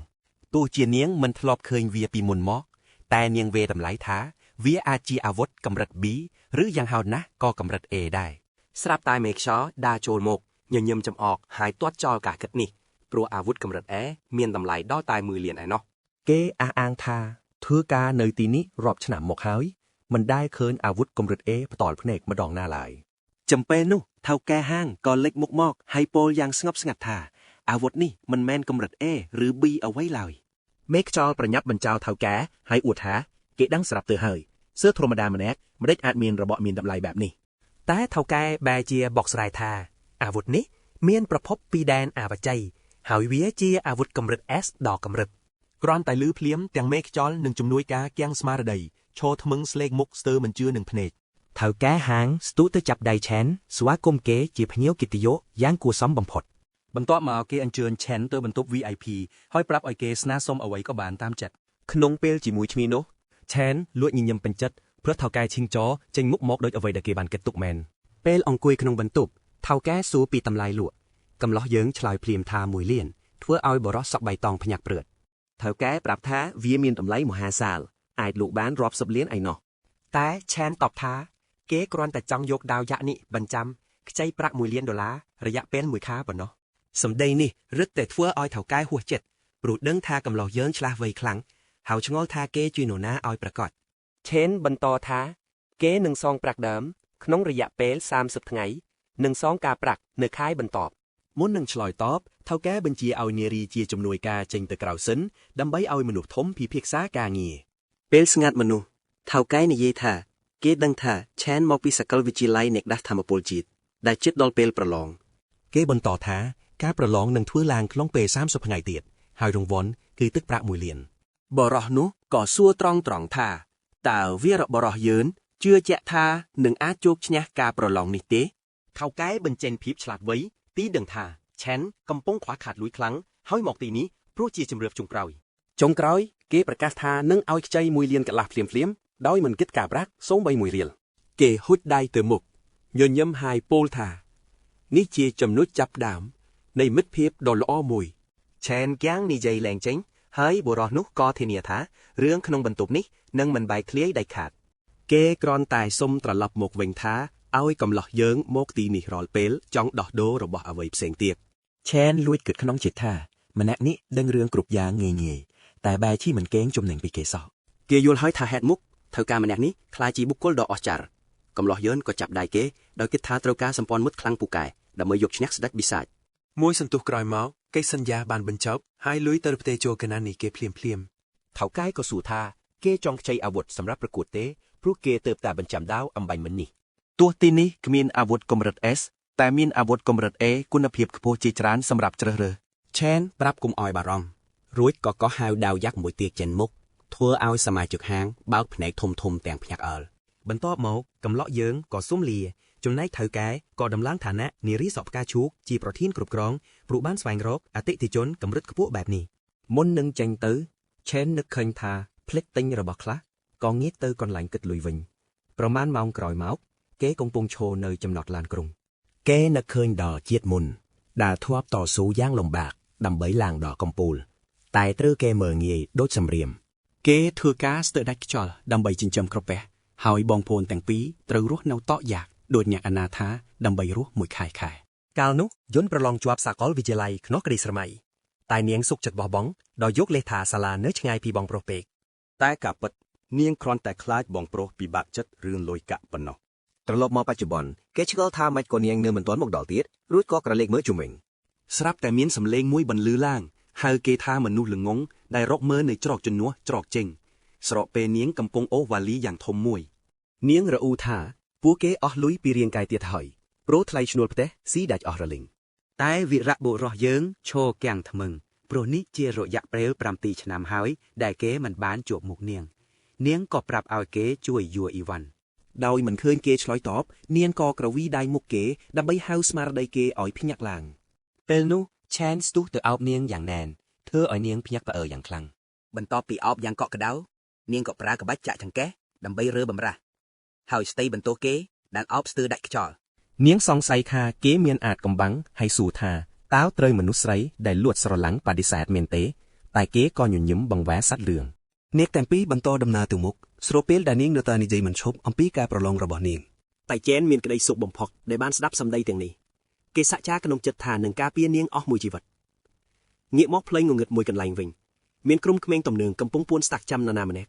ក្រោយដឹងច្បាស់ថាតួឯកយើងនឹងដើរកាត់ទីនេះជៀនបានបញ្ជាកូនចៅឲ្យសងំស្ងៀមចាំឆ្មក់វាប្រហារព្រមគ្នាពេលគោដៅមកដល់ស្នាមញញឹមពីពលលេចឡើងគេបដិញ្ញាថានឹងធ្វើទារុណកម្មជននោះឲ្យស្គាល់រសជាតិឈឺចាប់កូនចៅម្នាក់សួរទាំងភ័យថាតើមានរឿងធំទេបើសភាពការហួនព្រំដែនឃាតករពពកតបវិញថាដំបូងគេគ្រាន់តែចង់ប្រមានប៉ុណ្ណោះតែការជួបគ្នាលើកមុនធ្វើឲ្យកំហឹងគេពុះកញ្ជ្រោលខ្លាំងណាស់នឹកឃើញពេលជេនធ្វើឲ្យគេបាក់មុខគេស្រែកប្រាប់កូនចៅឲ្យទុកដង្ហើមជុំក្រោយឲ្យគេហើយស្បត់ថានឹងបន្សល់ទុកសុបិនអាក្រក់ដល់តួឯកយើងជៀនអួតក្អេងក្អាងថាខ្លួនជាឃាតករកំពូលព្រមទាំងស្រក់ទឹកមាត់ពេលស្រមៃឃើញទឹកមុខភ័យខ្លាចរបស់ស្ត្រីងាកមកតួឯកយើងវិញយន្តសួរថាហេតុអ្វីមួយរយៈនេះបងប្រុសប្លែកម្លេះឬមួយមកពីសម្ពាធការប្រឡងនាងលេងសើចថាមនុស្សសើចដូចជាបងមិនបាច់គិតច្រើននាំតែស្មុគស្មាញប្អូនស្រីរំលឹកពាក្យចាស់ថាទោះមានរឿងអ្វីក៏ត្រូវដើរទៅមុខហើយទុករឿងគ្រប់យ៉ាងឲ្យព្រំលិខិតអ្នកកាត់ក្តីចុះដើម្បីលើកទឹកចិត្តបងនាងក៏ច្រៀងចម្រៀងកំដរអារម្មណ៍ពេលអ្នកទាំងពីរដើរចូលទៅក្នុងផ្លូវងងឹតជេនមានអារម្មណ៍ភ្ញាក់អោលដែលប្រូនអាចចាប់អារម្មណ៍តនតែនាងមិនដឹងទេថាពេលនេះគេបានដាស់ធម្មពលប្រព័ន្ធនឹងคล้ายជាស្ថិបាត់ទៅហើយឮសម្ដីតបយ៉ាងជឿជាក់របស់គេនាងនឹកស្មានថានេះគ្រាន់តែជាការសម្ញែងអំនួតបែបកូនប្រុសប៉ុណ្ណោះយន្តក្រវីក្បាលតិចតិចព្រមទាំងគិតក្នុងចិត្តថាទីបំផុតបងប្រុសនាងជាធ្វើខ្លួនជាកូនប្រុសពេញលក្ខណៈហើយងាកមកខាងទៀតកូនចៅម្នាក់សឹកប្រាប់ជៀនថាគោលដៅមានស្រីស្អាតម្នាក់មកជាមួយផងដំណឹងនេះធ្វើឲ្យពួកវារំភើបញាប់ញ័រព្រោះទីនេះគ្មានកាមេរ៉ាសុវត្ថិភាពជាឱកាសមាសប្រព្រឹត្តអំពើអាក្រក់ដោយគ្មានអ្នកដឹងប៉ុន្តែក្លិនអាក្រក់នៃចេតនាសម្លាប់ត្រូវបានតួឯកយើងចាប់បានភ្លាមគេដឹងច្បាស់ថាជាពពុទ្ធសម្រាមកាលពីលើកមុនរួចក៏ដោះការស្ដាប់ត្រចៀកជាងមកគេពាក់កាសនោះឲ្យប្អូនស្រីរួចប្រាប់ឲ្យនាងស្ដាប់បទចម្រៀងមួយនេះ ទោះភ្ញាក់ផ្អើលដែលបងផ្លាយខុសធម្មតាតែនាងក៏ព្រមស្ដាប់ដោយក្តីរីករាយ ចេនងាកក្រោយសន្សឹមខ្សែភ្នែកប្រែជាមុតស្រួយដួចមុខដាវសម្លឹងចំពោះពួកកាកសំណល់ដែលកំពុងដើរចូលមក ស្របពេលសំឡេងតន្ត្រីបន្លឺឡើងឆាកប្រយុទ្ធក៏ចាប់ផ្ដើមពួកក្មេងពៀសម្រុកចូលមកយ៉ាងកំរោល ចេនបដូរប្រព័ន្ធទៅជាថ្នាក់រន្ទះភ្លាមគេនឹកឃើញការឈឺចាប់7ឆ្នាំដែលបាត់បង់គ្រួសារទម្រាំមានឱកាសជួបព្រះអង្គស្រីឡើងវិញ កំហឹងឆេះសន្ធោសន្ធៅពេងទ្រូងគេឆ្ងល់ណាស់ថាពួកនេះស៊ីថ្លើមខ្លាមកពីណារួចក៏ស្ទុះទៅមុខលឿនដូចភ្លេកបន្ត តួឯកយើងទាត់មកយើងចំពេញទំហឹងធ្វើឲ្យម្នាក់ហោះខ្ទាតទៅបុកចិញ្ចាំងឯពួកនៅសល់ចាប់ផ្ដើមបែកញើរជោគខ្លួន គេប្រមូលផ្ដុំធម្មពលនៅកណ្ដាប់ដៃសំពងមុខ3នាក់ជាប់គ្នាមុននឹងបញ្ជូនម្នាក់ទៀតឲ្យដេកដីដោយការបុកជង្គង់យ៉ាងខុសខៅ សម្រាមម្នាក់ក្លាហានហ៊ានវាយបកតែចេនចាប់ដៃជាប់ហើយកាច់បំបាក់លុនសូគ្រូបដូចកាច់មិចឈឺងាប់ អាមួយនោះស្រែករោទទេដោយក្តីឈឺចាប់តែត្រូវស្ងាត់មាត់វិញពេលរងមួយកណ្ដាប់ដៃចំកណ្ដាលច្រមុះពេញទំហឹងឃើញកូនចៅដេករដុករណាល់ជៀនគៀងស្មារតីស្លេកមុខគេឆ្ងល់ណាស់ថាហេតុអ្វីតួឯកយើងមានធម្មពលកាច់សាហាវដល់ថ្នាក់នេះ ចេនមិនបញ្ឈប់ត្រឹមនេះទេរាល់ជំហានដែលគេដើរសម្ដៅទៅរកឃាតករពពកគឺពោពេញដោយការវាលុកគ្វៀនប្រណី ពេលមកដល់មុខជៀនខំបោកផ្លាស់ខូណាងថាគេជាឃាតករកំពូលគ្មាននរណាអាចយកឈ្នះបានឡើយតែដើម្បីដាស់សតិតួឯកយើងបានជួនមួយដៃទម្ងន់រាប់តោនវាយបំប៉ាងវាឲ្យហក់ខ្ទាតទៅឆ្ងាយត្រឡប់មកពិភពពិតវិញ ការវិប្រហាមិនទាន់ចប់ទេគេស្ទុះចូលទៅវាយសម្រុកគ្មានចន្លោះធ្វើឲ្យធ្មេញវាបាក់ខ្ទាតចេញមកក្រៅ ឃាតករពពុកដួលរមៀលលើដីដូចសត្វឆ្កែបាក់ជើងរួចផ្លោងទៅបុកចិញ្ចៀងយ៉ាងដំណំ វាប្រឹងបើកភ្នែកទាំងត្រដរតែអ្វីដែលវាឃើញគឺមច្ឆរិយឈាមត្រជាក់កំពុងសម្លឹងមើលវា តួឯកយើងសម្លឹងមើលជៀនได้អះលក្ខណៈរួចរំលឹកថាគេធ្លាប់ប្រមាណអាសម្រាមនេះឲ្យនៅឆ្ងាយពីគេហើយតើ ខ្សែភ្នែកមុតស្រួចចាក់ទម្លុះដល់វិញ្ញាណគេសួរអាសត្វទេរឆាននេះថាឯងស្ដាប់ភាសាមនុស្សមិនបានទេហ៎ អាពីលរងរបួសសសាច់រកមើលមុខលែងស្គាល់ឆ្អឹងពាក់កណ្ដាលខ្លួនត្រូវបាក់ខ្ទេចដឹងខ្លួនថាប៉ះចំមនុស្សខុសវាប្រឹងសឹកពាក្យសុំទោសទាំងញ័ររន្ធត់ ចេនបិទមាត់វាដោយកន្ត្រាក់កអាវព្រមទាំងយកកំបិតស្នៀតសង្កត់ជាប់ផ្ទៃមុខរបស់វាលោកកំពូលឃាតករសម្លឹងឃើញភាពសាហាវក្នុងក្រសែភ្នែកមួយគូនេះវាគ្មានការស្តាក់ស្ទើរក្នុងការសម្លាប់ឡើយនេះមិនមែនជាកម្លាំងអូរ៉ារបស់សិស្សធម្មតាទេ ជៀនគិតក្នុងចិត្តទាំងភ័យខ្លាចថាតើមាននរកបែបណាទើបអាចលុតដំមនុស្សឲ្យคล้ายជាបិសាចដូចចិនទៅវិញដោយទឹកមុខឈាមត្រជាក់គេប្រាប់ឲ្យអាពេលនេះចងចាំសម្ដីគេឲ្យច្បាស់បើមិនចង់ជួបសពិនអាក្រក់នេះម្ដងទៀត គេនឹងហែកសាច់ពួកវាជាកង់ដោយមិនញញើតដៃឡើយបើហ៊ានធ្វើរឿងល្ងងខ្លៅបែបនេះទៀតនេះជាការប្រមានចុងក្រោយ បន្ទាប់មកគេសង្កត់ធ្ងន់មួយម៉ាត់ទៀតថាបើហ៊ានបោះជំហានចូលចិត្តប្អូនស្រីគេសូម្បីតែមួយសរសៃសក់គេនឹងលុបបំបាត់ពុយពងពួកវាម្ដងម្នាក់មិនខាន និយាយចប់គេទម្លាក់កំបិតចោលហើយដើរត្រឡប់ទៅក្បាលយន្តវិញមុនពេលបទចម្រៀងលេងចប់ទៅទៀតពេលចម្រៀងបញ្ចប់អារម្មណ៍ប្អូនស្រីហាក់ត្រូវកន្ត្រាក់យ៉ាងខ្លាំងនាងរំយួលចិត្តស្រក់ទឹកភ្នែកពេលស្ដាប់អត្ថន័យចម្រៀងដ៏កំសត់និងឯកោមួយនេះ នាងយំទាំងងឿងឆ្ងល់ក្នុងចិត្តថាតើប៉ុន្មានឆ្នាំមកនេះបងប្រុសនាងឆ្លងកាត់រឿងរ៉ាវអ្វីខ្លះទើបធ្វើឲ្យគេផ្លាស់ប្ដូរខ្លាំងយ៉ាងនេះ នាងថែមទាំងលួចគិតថាឬមួយការគាំទ្ររបស់នាងកាលនោះនៅមិនទាន់គ្រប់គ្រាន់ ដោយការតាំងចិត្តនាងក៏ងាកក្រោយបំរុងនឹងស្ដីបន្ទោឲ្យចាស់ដៃប៉ុន្តែនាងបែរជាគៀងនិយាយឡើងចិនពេលភ្នែកប្រទះឃើញកាដូនៅក្នុងដៃរបស់គេ បិចស្រោកមាវដ៏ចាងចាំងដែលនាងតែងតែស្រមៃចង់បានកំពុងនៅចំពីមុខភ្នែករបស់នាងយុនឡើងមុខក្រហមងាំងដោយក្តីរំភើបពោះភិញជ្រលនាងស្ទើរតែមិនជឿតតែសោះថាបងប្រុសហ៊ានទិញប៊ិចវេទមន្តហូឡូក្រាមស៊េរីថ្មីបំផុតដែលមានតម្លៃថ្លៃជាងថ្លៃឈ្នួលផ្ទះប្រចាំខែរបស់ពួកគេទៅទៀតទឹកមុខដ៏គួរឲ្យស្រឡាញ់របស់នាងធ្វើឲ្យបេះដូងគេកក់ក្ដៅអ្វីត្បិតតែជាវាបខ្វាត់ខាតតែកាយវិការរបស់នាងផង្ហានយ៉ាងច្បាស់ថានាងមិនចង់ប្រគល់វាត្រឡប់ទៅវិញឡើយ ចេនលាក់កណ្ដាប់ដៃពីក្រោយខ្នងស្បត់ក្នុងចិត្តថានឹងការពារស្នាមញញឹមប្អូនស្រីឲ្យបានហើយត្រូវតែបញ្ជូននាងចូលសាលាក្នុងក្តីស្រមៃពេលមកដល់ផ្ទះនាងចំណាយពេលរាប់ម៉ោងគូររូបហូឡូក្រាមលើអាកាសយ៉ាងសប្បាយរីករាយបងប្រុសអង្គុយហូបមីរ៉ាមែនស្នាដៃនាងយ៉ាងស្ងៀមស្ងាត់ហើយនិយាយថាគេពិតជាសប្បាយចិត្តណាស់ពេលឃើញនាងពេញចិត្តនឹងកាដូមួយនេះ ទោះជាយ៉ាងណាក្តីនាងនៅតែបារម្ភពេលឃើញគេចាយលុយច្រើនសន្ធឹកសន្ធាប់លើនាងទាំងដែលថ្លៃផ្ទះខែក្រោយមិនទាន់មានផង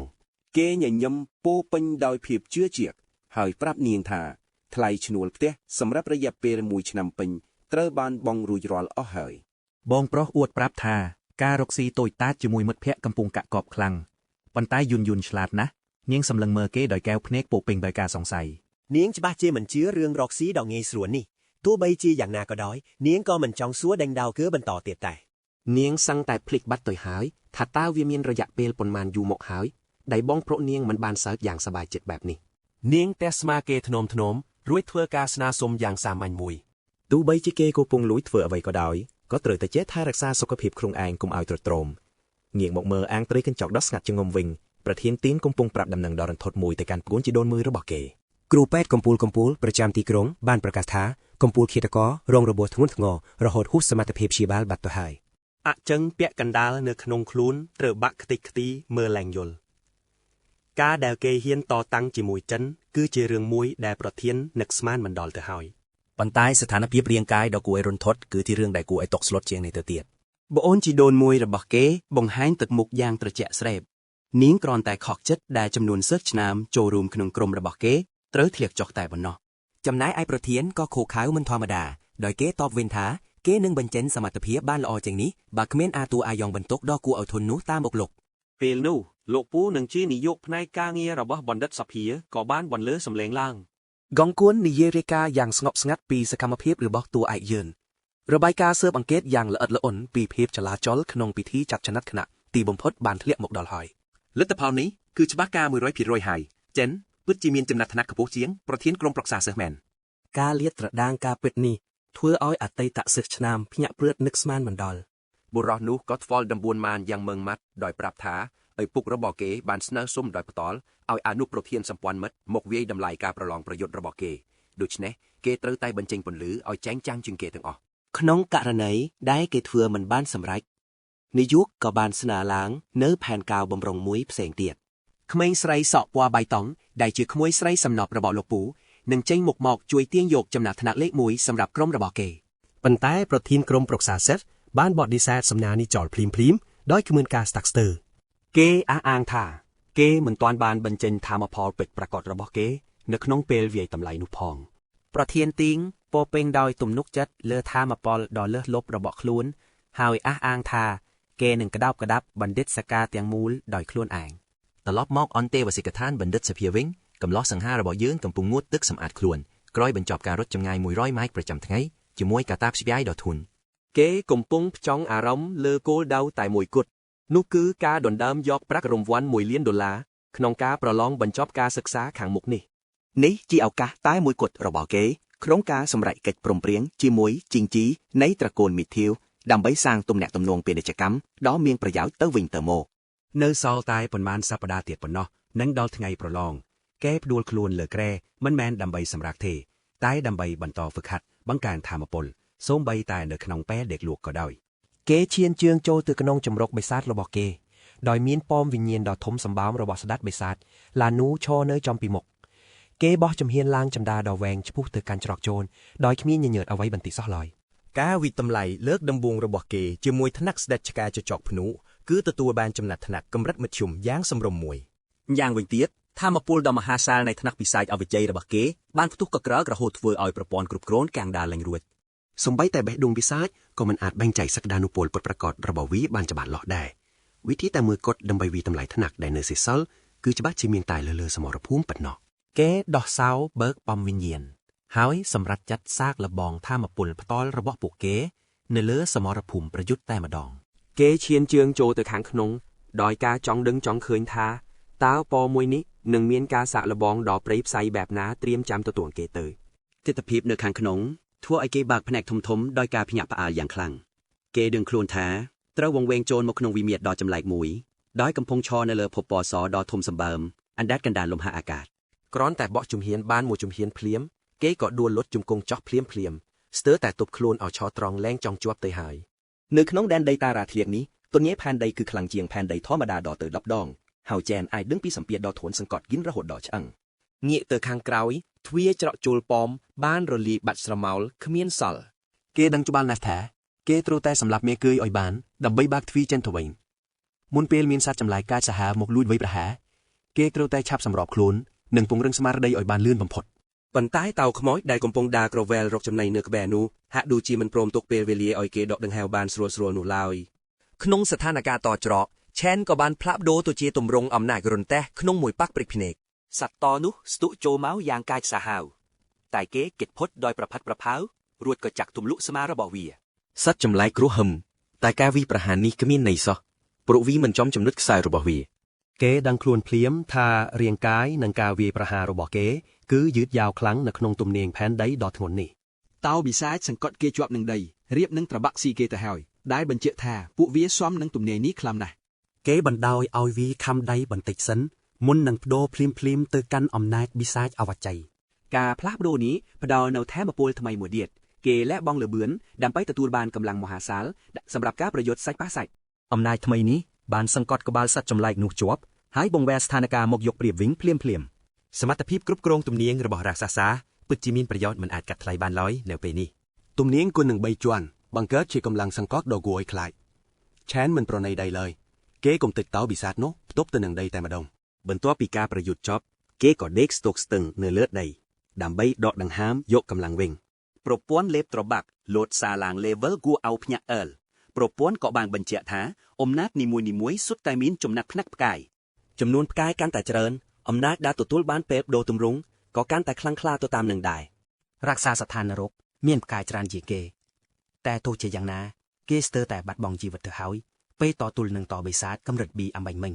នេះសារបញ្ជាក់ថាគេនៅមានផ្លូវដ៏វែងឆ្ងាយទៀតទម្រាំអាចទាញយកធម៌ពលកម្រិត S ពីសមត្ថភាពមើលនេះបានអ្វីដែលរឹតតែគួរឲ្យធុញថប់គឺប្រព័ន្ធមិនព្រមឲ្យគេប្រាក់ជំនាញលេបត្របាក់ទៅលើសត្វសត្វនេះសោះ សត្វនេះច្បាស់ណាស់ថាមិនមែនជាមេធំឡើយព្រោះទ្វារចេញមិនទាន់លេចរូបរាងឡើងនោះទេ រំពេចនោះទ្វារដ៏ធំមួយក៏របែកឡើងនៅពីក្រោយភ្នែកក្រហមឆ្អៅរាប់សិបគូសម្លឹងចេញពីទីងងឹតធ្វើឲ្យគេព្រឺសម្បូរខ្ញាក់ ការនឿយហត់ក្នុងការសម្លាប់តោបិសាចមួយក្បាលគឺមិនអាចប្រៀបផ្ទឹមនឹងមហន្តរាយដែលកំពុងតែឈានចូលមកដល់ឡើយ បិសាចកម្រិត B រាប់មិនអស់សម្រុកចេញមកខំហែកគេពីគ្រប់ទិសទីពេលនេះទើបគេយល់ច្បាស់ពីការព្រមានរបស់រាક્ષសា បិសាចធ្លាប់បាននិយាយថាក្នុងប៉មនេះពោពេញដោយសត្វសាហាវហើយភ្លើរបស់គេនឹងមានតែសេចក្តីឈឺចាប់មិនចេះចប់មិនចេះហើយ ប៉ុន្តែបិសាចក៏បានបង្រៀនគេឲ្យចេះអត់ធ្មត់សម្របខ្លួននិងវិវត្តខ្លួនឲ្យកាន់តែរឹងមាំជាងមុន ភ្លាមនោះឆែនក៏ភ្ញាក់ព្រឺតពីដំណេកទាំងអារម្មណ៍នៅតក់ស្លុតហាក់ដូចទីទើបតែឆ្លងកាត់សុបិនអាក្រក់បំផុតក្នុងជីវិត មិត្តភ័ក្តិក្នុងបន្ទប់នៅតែគេងលក់យ៉ាងស្កប់ស្កល់ដោយមិនដឹងសោះថាគេទើបតែឆ្លងកាត់ការឈឺចាប់ត្រូវបិសាចខំហែកខ្សាច់ទាំងរស់ តួឯករបស់យិនដឹងខ្លួនច្បាស់ហើយថាពមឋានរោគនេះមិនមែនជាកន្លែងឡើង level ងាយៗដោយដែលគេធ្លាប់គិតឡើយ នេះគ្រាន់តែជាចំណុចចាប់ផ្ដើមនៃដំណើរផ្សងព្រេងដ៏សែនឈឺចាប់និងលំបាកវេទនាបំផុតតែប៉ុណ្ណោះ រាប់សប្តាហ៍បានកន្លងផុតទៅពេលនេះថ្ងៃប្រឡងមិនចប់វគ្គក៏ឈានចូលមកដល់មានភ្ញៀវកិត្តិយសជាច្រើនមកចាំទស្សនាការប្រកួតនេះ ច្បាប់ថ្មីត្រូវបានប្រកាសឡើងដោយតម្រូវឲ្យក្រុមនីមួយៗត្រូវតែមានសិស្សដែលមានកម្រិត E យ៉ាងហោចណាស់ម្នាក់ ពេលវេលាចាប់ក្រុមបានចាប់ផ្ដើមសិស្សទាំងអស់អាចមើលឃើញពីចំណាត់ថ្នាក់កម្រិតអំណាចរបស់គ្នាទៅវិញទៅមុខបានយ៉ាងច្បាស់ នេះជាឱកាសដែលធ្វើឲ្យពួកគេងាយស្រួលក្នុងការរើសសមាជិកខ្លាំងៗចូលក្នុងក្រុមរបស់ខ្លួន សិស្សទាំងអស់ឈរតម្រៀបគ្នាពីលេខរៀងខ្ពស់ទុយទាបប៉ុន្តែម៉ុងស្រាប់តែចាប់អារម្មណ៍ឃើញភាពមិនប្រក្រតីមួយឆែនផ្ទាល់ក៏ភ្ញាក់ផ្អើលដែរពេលឃើញឈ្មោះរបស់ខ្លួនធ្លាក់ទៅនៅបាតតារាងចុងគេបង្អស់បែបនេះគ្រប់ខ្សែភ្នែកសម្លឹងមកកាន់គេទាំងងឿងឆ្ងល់ថា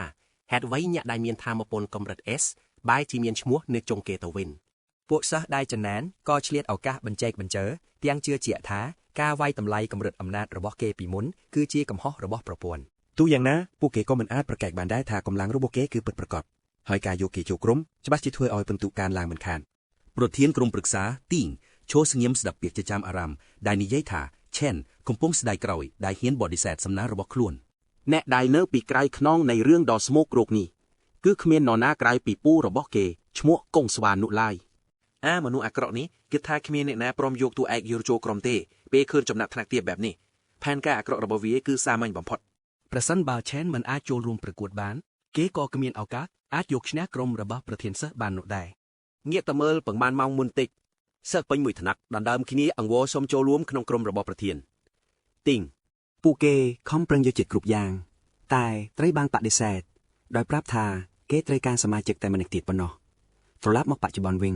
សិស្សផ្សេងៗបានចាប់ក្រុមអស់ហើយសល់តែក្រុមអន្តេវាសិកដ្ឋានដែលខ្សោយជាងគេប៉ុណ្ណោះ ឡុងបាននិយាយថាពួកគេខំដាល់សុំអ្នកគ្រប់គ្នាហើយប៉ុន្តែគ្មាននរណាម្នាក់ព្រមចូលរួមជាមួយពួកគេសោះ ដោយសារតែក្រុមនេះមានសមាជិកតែ4នាក់ពួកគេមិនមានសិទ្ធិចូលរួមក្នុងការប្រឡងបញ្ចប់វគ្គនេះឡើយគេក៏ចាប់ផ្ដើមត្អូញត្អែថា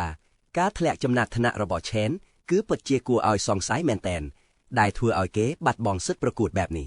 ជាមួយនឹងច្បាប់ថ្មីដែលត្រូវការអ្នកមានកម្រិត E យ៉ាងហោចណាស់ម្នាក់វាស្បបញ្ជាក់យ៉ាងច្បាស់ថាក្រុមរបស់ពួកគេកំពុងតែត្រូវគេខ្លាយបន្លំធ្វើស៊ីហើយការប្រឡងបញ្ចប់ឆ្នាំគឺជាឱកាសតែមួយគត់ដើម្បីឲ្យសិស្សបញ្ចេញសមត្ថភាពពិតនិងត្រូវជ្រើសរើសដោយកងពលធំៗក្នុងសាកល្បងចុងក្រោយចំនួនសមាជិកនិងកំណត់ចំនួនបិសាចដែលត្រាន់ប្រឈមមុខដូច្នេះមានមនុស្សច្រើនក៏គ្មានប្រយោជន៍ដែរ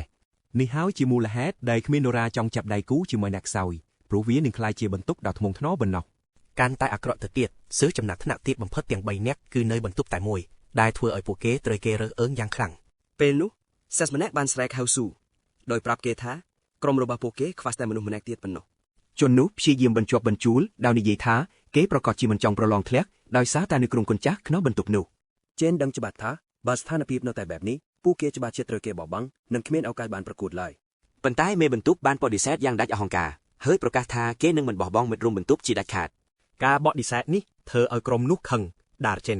ប៉ុន្តែគេនៅតែប្រមានពួកគេកុំឲ្យមើលងាយអ្នកដតីឲ្យសោះលងពិនិត្យមើលបញ្ជីឈ្មោះសិស្សរួចប្រាប់ថាអ្នកផ្សេងមានក្រុមអស់ហើយពួកគេខ្វាក់តែម្នាក់ទៀតប៉ុន្តែគ្មាននរណាចង់ចូលរួមឡើយចំណែកតួឯកយើងសម្លឹងមើលនាយកសាលាហើយដឹងថាបុរសម្នាក់នេះមានត្រកូលដូចគ្នានឹងប្រធានក្រុមប្រឹក្សាសិស្សដែរ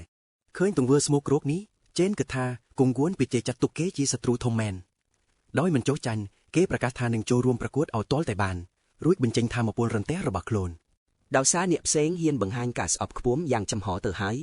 គេប្រាប់ខ្លួនឯងថាមិនចាំបាច់លាក់កំបាំងសមត្ថភាពទៀតទេ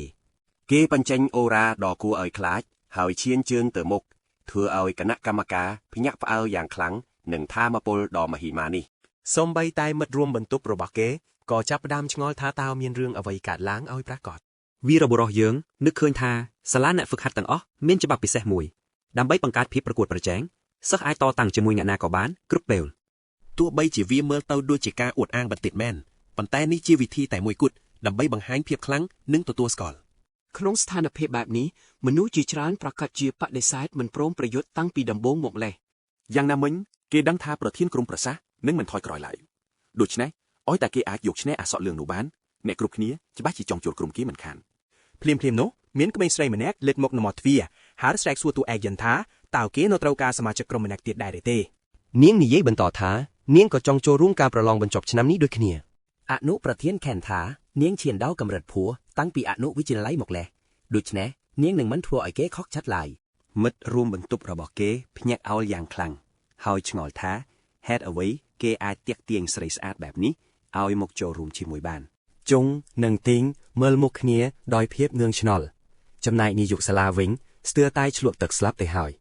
ពួកសិស្សចាប់ផ្ដើមនិយាយខ្សឹបខ្សៀវគ្នាថាហេតុអ្វីសិស្សផ្លាស់ប្ដូរចង់ចូលក្រុមដែលខ្សោយបំផុតគ្មានអ្នកណាដឹងប្រវត្តិនាងឡើយតែគេល្បីថានាងមកពីអាណាចក្រសេននាយកសាលាខឹងស្ទើរផ្ទុះសរសៃឈាមរួចប្រាប់នាងថាសិស្សផ្លាស់ប្ដូរមិនអាចចូលរួមការប្រឡងរបស់សាលាបានទេគាត់នៅតែបន្តនិយាយថាលីងមិនដែលឆ្លងកាត់ការប្រឡងវាស់ស្ទង់សមត្ថភាពនៅទីនេះតលតែសោះថែមទាំងមិនទាន់បញ្ជាក់ចំណាត់ថ្នាក់ដែលនេះជាការខុសច្បាប់ស្រាប់តែពេលនោះនាយកធំបានលេចមុខឡើងហើយនាយកថាអ្វីដែលនាយករងនិយាយគឺត្រឹមត្រូវគង់ស្ទើរតែគាំងបេះដូងស្លាប់ទៅហើយពេលឃើញវត្តមានរបស់បុរសចំណាស់ម្នាក់នេះប៉ុន្តែនាយកធំបែរជាសួរលីងថាហេតុអ្វីនាងចង់ចូលរួមការប្រឡងទាំងដែលនាងមកទីនេះតែមួយរយៈខ្លីសោះចំណែកកំឡោះយឿនវិញភាំងស្មារតីហើយឆ្ងល់ថាតើនាយកធំអាចប្រើវេទមន្តផ្លាស់ទីបានដោយរបៀបណាបើគាត់ជាអ្នកប្រយុទ្ធសោះបុរសចំណាស់បញ្យល់ថាវាមិនយុត្តិធម៌ទេសម្រាប់សិស្សដតីបាននាងចូលប្រឡងដែលធ្វើឲ្យនាងគ្រាន់តែញញឹមយល់ព្រមចែនចាប់ផ្ដើមបែកញើសពុនគ្រាប់ពោតពេលដឹងថាគេមិនអាចស៊ូមបីតែមើលដឹងពីគំរិតធម៌ពលអ្នកទាំងពីរនាយករងប្រមូលភាពក្លាហាននិយាយគាំទ្រនាយកធំដោយបញ្ជាក់ថាសាលាមិនអាចដំណើរការដោយគ្មានវិន័យបានទេនាយកធំបដូរសម្លេងភ្លាមហើយពន្យល់ថាគោលបំណងរបស់សាលាគឺផ្ដល់ការអប់រំដល់អ្នកហ្វឹកហាត់ដើម្បីឲ្យពួកគេអាចសាងស្នាដៃអស្ចារ្យក្នុងជីវិតទោះបីការប្រឡងនេះជាប្រពៃណីក៏ពិតមែនប៉ុន្តែវាក៏ជាពេលវេលាដ៏សំខាន់បំផុតក្នុងជីវិតរបស់សិស្សម្នាក់ៗផងដែរគាត់សួរត្រឡប់ទៅវិញថាបើសិស្សម្នាក់មិនអាចប្រឡងបានដោយសារការបដូរច្បាប់ភ្លាមតើសាលានឹងសងការខាតបង់នេះដោយរបៀបណានាយករងចាប់ដើមបែកញើសជោគខ្លួនហើយព្រួយបារម្ភថាទង្វើអាក្រក់របស់ខ្លួនត្រូវបែកការហើយគាត់ចាប់ផ្ដើមសង្ស័យថា ตานิยกทมเธอแบบนี้ดำใบแต่เขมงมาแนะนู้หรือดอยเกิดท้าเวียเหมือนจำเหน่งกอดก่อสำหรับเจ็ดดอกถอยจนนู้ปรับครวนอ่างทาดอยซาเซอคลังบ้านเนอกรมแต่มวยอ้อหอยอย่างนะก็ปูเก้อาจชนะการประลองนี้อย่างงี้สรวนแดบรอนูอ้าวกบาลสมตุนิยกทมดาวตัวสกวาลทาปูเก้ปัจเจเมอรำลงปีจำนวนซอยนิจบับได้เรียรังเอาการอภิวัตระบอบเซอร์แมนบรรทบเมานิยกโรงก็ประกาศทาสมใบแต่กำลังเตียบหรือกรมมีนสมาชิกมันดอลปรำเนี่ยก็อาจจะรุ่นกระประกูดบานได้ดำใบทีเนียพิบอยู่ติโทมัดรวมบรรทบอย่างบุญแนะตีบำพดบานปังเกิดกรุมโจกเจยหาวิออบอได้ปูเก้อาจโจรวมการประลองบรรจบชนามนิบานองกุยเนเกาไอกร้อยนิยุทมนิเยตการลิงท้าเนียงหักโดยเสียจับอารมณ์เลิกไม่โปรมันนุคลังเปกหายเนอมาข้างในตีเลียนประเทียนกรมปรกษาเสกมปงดักนอมกรมแหนคลังบำพดจมนายแอมาข้างเตียดแจนจีแหนดักนอมกรมแหนซอยบำพดอย่างใบเรื่องนี้เธอเอาบุรอจำนะเมียนกาจ้องดึงจองเคืองอย่างคลั่งตาปูเก้นังเจริญละอางมวยนาหายอ้ายบงใบกำหนดตราเป็นตุบานปันมานมนตรีรีบจอมการประกูดบ้านประกาศลางกองรำปงท้าดอลเปได้ประทีนกรมติงอ๋อตรึเรือละอางเบชาชัยเพลียมนู้สำแรงประป้อนกอบรรลือล่างเมียนประเทียนกรมเหมือนเน็กบ้านสำไรจัดเหมือนเกกรบคืนนี้บางพเนกถมไปเคยละอางได้เจนบานเรือมืดรวมบรรทบระบอกเก้พายสลอนสลาวสไลปรับเอาประยับโดจัดเพลียมตาวไอดึงโคลนเต้ถ้าเติบแต่เฟอเรื่องชกวดลีเลียเอาไว้หนึ่งย่างนาเหมือนตัวไอเยอะเนยตายเร็กซาผิวสกิมสกัดสำลังมือไอกรองดอยแกเพลกดำหมดสวยนักน้องการประลองเป็นจอบชนะนี้ซัสติงอ๋อตริวโจละอังบิไซด์ดำใบสำหรับบิไซด์ยกเป็นตุกาพดูลเมบิซาดหนึ่งกาเปติกหนึ่งตัวบานเป็นตุบันแทมจำนายกำรัดลำบากในละอังคือจีตัวเลขคนเป็นตุสรบละอังกำรัด F อาจดอลเป็นตุตรมจัดสปลามเป็นตุรีไอละอังกำรัด E อาจออยขบบ่มพดดอลมวยร้อยเป็นตุกรมได้บ้านปิงตุขบจิงเก้หนึ่งเต้าเจริญเรือดาวเกียวอาทิริตหายเนเลกมวยหนึ่งตัวบ้านรุงวันมวยเลี้ยนยูอันเงี้ยมอบบรรทุกเรือละอังวินเสือกรบคเนียกำปงจะใจคเนียท้ากำนัดตราขบบ่มพดขนมประวัติศาสตร์คือ90ปิ่นตุได้จีสนาได้ระบอบประเทียงเกียวอาทิริกปักจบนสมใบแต่การชนะละอังกำรัด E ก็ตรการเนี่ยประยุทธ์กำรัดเดอย่างติดใบเนี่ยนกขนมกรมได้สำหรับชนามนี้กรมระบอบติงอาจหนึ่งมีสมรรถภาพบ่มใบกำหนดตราดอกอัฟจานุบ้านรุงเป็ดนู้ประป้อนก็ลดสำเล้งลางมาดองเตียดเจกาประกาศท้าเมียนเนี่ยเจริญละอังใบซาด้วยรอดหายกรุบขเนียเกียงทมึงเปียงเคินตัวแอกเยิงเรือโยกละอังกำรัดดีมันทรวบเมียนนามันแนกอาจรู้เจงปีกำรัดนี้ปีหมอนหมอกเตตาวเกจดจระลำแมนเตลองสัวตัวไอเยินท่าตาไอกระเบาตรงกินจินเจียงหรืออย่างนาจำนายมดรวมบนตบไม่แน่เตี้ยซึ่งแต่ยังใบดวงเธอหายกอมล้อแวนตาคอมปรังนิยัยลงโลมเจนปันตาเกตอบวินดาวตึกหมกมอมถาเกบานกึดยังละเอิดลอนรุยหายมุนนึงสำรัดจัดสำเล้งประพบลวดล้างมาดองเตียดเป็นนี้ประเทียนกรมปรึกษาเสก็บ้านเจริญละอังกำรัดดีโดดขเนียสมาชิกกรมระบอบทิงจดโยลปรมตามประเทียนเพลียมดอยเหมือนสตาร์สเตอร์ทั่วเอาปุเกมินสัดโจลประลองจีบแล้วกาเป็นมวยทนักจับด้ามชอเหล่าคณะกรมระบอบตัวแอกเชียเยี่ยมทั่วมันดังมันหรือใส่ศอกตองแดงจำอ้อเอาเจนถากร้อนแต่จ้องเทื่อตัวเตียงจำนับอารมณ์ปุ่นเนาะกำล้อกระเบาตรังงอลบันแทมติดท้าโกนกรมซอยแบบนี้ขมิ้นทั้งไงโยลปรมเทกรมนี้จะบ้าจีแบกบากมันข้านลองสำลังมือตึกมุกระบอบจันอย่างอยู่เติบดึงท้ามึดระบอบเกมันแนกนี้มันแม้นกำปงเลงสาวลอยตาวมึดระบอบเกคล้ายจีมนุษย์รังมอมหนึ่งพลาบโดคลังแบบนี้ต่างปีเปลนาตีบอมพอดกำล้อแวนตาขอสำรัดจุดบูตงโยลปรมดาวเจือเลยอยู่อุจนจำนัดทนักจงกรอยมันแนนี่โยก็สังกัดบุตรงปัวไปต้องดูขี้เนี่ยเพราะเกกิทาตัวอย่างน้าก็ขมิ้นเอาไว้ตระบัดบังติดได้มัดร่มบรรทุบมันแนเตียดเรียงกระไดกระหายบันติดดานแนทั้งปีจุดหมอนเกรูดเกก็สังกัดบูตงโยลพร้อมตามกรอยเป็นนี้ประป้วนบ้านเป็นเจียกซิดประลองระบอบผู้เคเชียเพลากาเจนสำลังเมืองหมดแผกรูดสำโตนังปราบกาเปิดทาเกจองคล้ายชีแนเล็ดมวยเติบเรอะละอางนี้เกดังทาเกกำปงเตียงแนกรุบเนี้ยเอาโจรวมขนมกระไดสมัยระบอกคล้วนปันตายเกสัญญาท้าพวกเกหนึ่งลางแต่การกำปูแต่งออกเนี้ยลือแบบนี้ประเทียนกรมปรึกษาเสก็เกล้าโชว์ปรวดรวยประกาศกระดังท้าดมนั่งกำปูคือชีระบอกเกใต้มันแนกกดเจนเงียคลวนหมกวินรวดสำลังจอมแก้วพเนกระบอกกูประเจงดอยมันเยืดติ้งบรรเจงโอราเก็บสังกัดอย่างกู้ไอคลายพร้อมเตียงกลุ่มฮบท่าเนยขนงศาลานี่เมียนอยากคลั่งบ่มพดใต้มันแนกปนนลิงได้ช่อเนือปีกร้อยเมียนกายเพียเอาอย่างคลังรุ่นนี้จะเลือกตีมวยหายได้เนียงเขินเก๋บรรเจงอารมณ์ผู้กันจะรู้แบบนี้กาป้าตุงเกตเนี้ยระเวียงแหนจังปีบ้านประตูล้างจีบลอยกานิยุศาลาเมียนโมตนาพิบ ចំពោះភាពក្លាហានរបស់សត្វប៉ុន្តែលីងបារម្ភពីចិនព្រោះសូម្បីតែអ្នកប្រយុទ្ធកម្រិត C ក៏មិនអាចយកឈ្នះលាអាងកម្រិត D ដែលឯងបានដែរ ទោះបីជាល្អងកម្រិត D អាចផ្ដល់ពិន្ទុដល់150ពិន្ទុក៏ដោយក៏កម្រិតគ្រោះថ្នាក់របស់វាគឺខ្ពស់ក៏ពពកលើសពីនេះទៅទៀតសមាជិកក្រុមរបស់គេសុទ្ធតែជាកម្រិតទាបដែលមិនស័ក្តិសមនឹងទីនោះទាល់តែសោះ នាយកសាលាបញ្ជាក់ថាពួកគេសល់ពេលត្រឹមតែ1ខែប៉ុណ្ណោះវាជារឿងដែលមិនអាចទៅរួចទេក្នុងពេលដ៏ខ្លីបែបនេះ ទោះយ៉ាងណាលោកនៅតែសង្ឃឹមថានឹងមានអភូតហេតុសាច់រឿងរំលងទៅពីអតីតនិធិលានហ្វឹកហាត់កូនក្រុមគ្រប់គ្នាដេកដង្ហែវចង្រិតលើដី លងសួរទាំងហត់នឿយថាហេតុអ្វីពួកគេត្រូវហ្វឹកហាត់កម្លាំងបាយខណៈដែលអ្នកផ្សេងកំពុងហ្វឹកហាត់ក្នុងប្រព័ន្ធនិមិត្ត ចេនបានបង្ខំឲ្យពួកគេហាត់ប្រាណគ្រប់ទម្រង់ដោយធ្លាក់នរកដែលធ្វើឲ្យពួកគេមានការតអន់តឯយ៉ាងខ្លាំង តួឯងយើងតបវិញដោយសម្លេងរឿងកំពើថាការហ្វឹកហាត់ក្នុងប្រព័ន្ធនិមិត្តមិនអាចជួយសង្គ្រោះជីវិតពិតបានទេ ពេលឈានជើងចូលលាអាងវិសាជាលើកដំបូង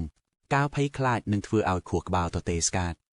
អ្វីដែលអាចរក្សាជីវិតបានគឺសភាវគតិសុទ្ធសាធ ការហ្វឹកហាត់នរុកនេះគឺដើម្បីពង្រឹងកាយសម្បទាឲ្យរាងកាយបញ្ជាលឿនជាងខួរក្បាលការហ្វឹកហាត់ដែលល្អបំផុតគឺការចូលទៅប្រយុទ្ធក្នុងលាអាងពិតប្រាកដដើម្បីយកបទពិសោធន៍ប៉ុន្តែសម្រាប់មនុស្សធម្មតាដូចជាពួកគេការចូលលាអាងពិតប្រាកដគ្រាន់តែក្តីស្រមៃប៉ុណ្ណោះ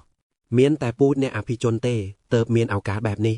ហើយពួកគេក៏មិនមែនជាមនុស្សធម្មតាតាំងពីកើតមកលេះ លើពីនេះពួកអភិជនទាំងនោះនឹងធ្វើគ្រប់យ៉ាងដើម្បីរារាំងមនុស្សធម្មតាមិនឲ្យតាមទាន់ដើម្បីរក្សាអំណាចរបស់ពួកគេជារៀងរហូតពួកវាមានធនធានហូរហៀដែលមនុស្សធម្មតាខំប្រឹងមួយជីវិតក៏មិនអាចប៉ះបានឬបែបនេះមិត្តរួមបន្ទប់ក៏ស៊ូដែលអស់សង្ខឹងថាចុះមនុស្សធម្មតាដូចយើងគួរធ្វើបែបណាទៅ ចេនបង្ហាញពន្លឺនៃក្តីសង្ឃឹមរួចពោលយ៉ាងមុតមមថាប្រសិនបើពួកគេអាចជន់ដីគៀលអធិរាជបានពួកគេនឹងបំបែកប្រព័ន្ធដ៏រលួយនេះចោលទាំងស្រុង ការប្រឡងបញ្ចប់ការសិក្សាគឺជាឱកាសតែមួយគត់ដើម្បីវាដាត់ពួកអភិជនដ៏មានអំណាចទាំងនោះដោយសារវាជេរក្តីស្រមៃចែនបានបដិញ្ញាចាត់យ៉ាងមុតមមថានឹងប្រឹងប្រែងអស់ពីលទ្ធភាពដើម្បីសម្រេចពាក្យសន្យាហើយពួកគេច្បាស់ជាដណ្ដើមបានជ័យជំនះ សល់ពេលត្រឹមតែកន្លះខែទៀតប៉ុណ្ណោះមុនពេលការប្រឡងមកដល់កំឡុករបស់យើងបានសង្ងន់ហ្វឹកហាត់នៅក្នុងប៉មអវកាសរៀងរាល់យប់ ការផ្ដួលសត្វតោបិសាចមិនមែនជារឿងងាយស្រួលនោះទេប៉ុន្តែគេមិនព្រមចុះចាញ់ឡើយទោះជាត្រូវពួកវាវាយបោបន្ទប់យ៉ាងសាហាវក៏ដោយ 5 ថ្ងៃមុនការប្រឡងមិត្តរួមបន្ទប់របស់គេកំពុងហ្វឹកហាត់យ៉ាងសស្រាក់សស្រាំប៉ុន្តែកំឡុះរបស់យើងវិញគឺស្ថិតនៅកម្រិតមួយផ្សេងទៀតដែលមិនអាចប្រៀបធៀបបាន កម្មវិធីហ្វឹកហាត់ដ៏ឈួតលីលារបស់គេធ្វើឲ្យការហ្វឹកហាត់របស់ពួកសសរស្ដុំคล้ายជាការកម្ដៅសាច់ដុំទៅវិញ សល់ពេលត្រឹម2ថ្ងៃគូប្រជែងរបស់គេក៏មិនខ្ជិលច្រអូសក្នុងការហ្វឹកហាត់ដែរប៉ុន្តែចិនកំពុងបង្កើនធម៌ពលក្នុងល្បឿនយ៉ាងគួរឲ្យខ្លាច ពេលនេះគេអាចប្រឈមមុខជាមួយហ្វួងតោបិសាចទាំងមូលក្រោមសម្ពាធទំនាញផែនដីដ៏ធ្ងន់ធ្ងរដែលអាចកិនបំបាក់ឆ្អឹងបានយ៉ាងជឿជាក់ ឈាមហូរស្រក់ចុះមកលើផ្ទៃមុខគេហាក់ត្រៀមខ្លួនរួចជាស្រេចដើម្បីទទួលយកជ័យជំនះនៅថ្ងៃប្រឡងមានយន្តហោះដ្រូនតូចមួយហោះអំដំណើរអ្នកចូលរួមដើម្បីជាអ្នកនាំផ្លូវ កំឡោះដែលចូលមកក្នុងសម្លៀកបំពាក់ស័ក្តិសមគ្នាមើលទៅពិតជាសង្ហាខ្លាំងណាស់ពេលអ្នកចូលរួមពាក់ខ្សែដៃជាប់សពគ្រប់ការប្រឡងក៏ចាប់ដើមជាផ្លូវការចំណែកឯនាយកសាលាកំពុងស្វាគមន៍ហ្គងលីនយ៉ាងកក់ក្ដៅបូរោះដែលមានទឹកមុខមុតមមនោះគឺជាឪពុករបស់ប្រធានទីងដែលជាសហស្ថាបនិកនៃកងជាងចក្រពត្តិ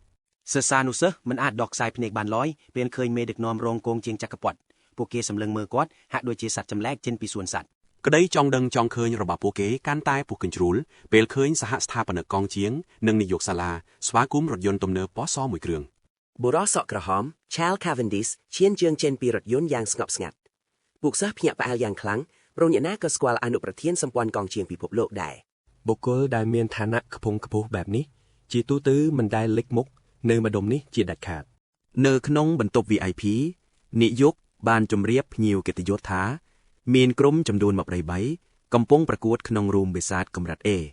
ក្រុមខ្លះបានជ្រើសរើសរូមបិសាចកម្រិត E ខណៈដែលមានតែ2ក្រុមប៉ុណ្ណោះដែលហ៊ានផ្ដួលផ្ដាច់ជ្រើសរើសយកកម្រិត D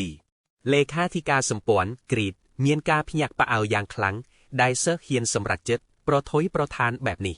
ជាធម្មតាសូម្បីតែក្រុមអ្នកប្រយុទ្ធកម្រិត D ក៏ត្រូវត្រៀមខ្លួនយ៉ាងប្រុងប្រយ័ត្នមុននឹងចូលរួមកម្រិត D ដែរនាងសង្ស័យថាតើសាលាពិតជាខ្វល់ខ្វាយពីសុវត្ថិភាពសិស្សឬអត់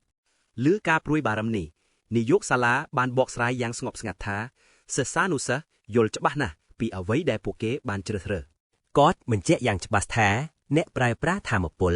ដែលគ្មានបទពិសោធន៍ប្រយុទ្ធជាក់ស្ដែងច្បាស់ជាពិបាកតទល់ សំបីតាជាមួយបិសាចកម្រិត F ក៏ដោយប៉ុន្តែការគម្រាមកំហែងពិតប្រាកដគឺមេកាយប្រចាំរូងដែលមានកម្លាំងខ្លាំងជាងពពួកបិសាចធម្មតាដល់ទៅច្រើនកម្រិត ក្រុមជាច្រើនត្រូវបរាជ័យនៅទីបញ្ចប់ដោយសារតែមិនអាចផ្ដួលមេកយបិសាចបាន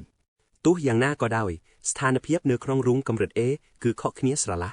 សូម្បីតែបិសាចកម្រិតទាបខាងភូមិបំផុតនៅទីនោះក៏មានកម្លាំងស្មើនឹងមេកាយកម្រិត F ទៅហើយ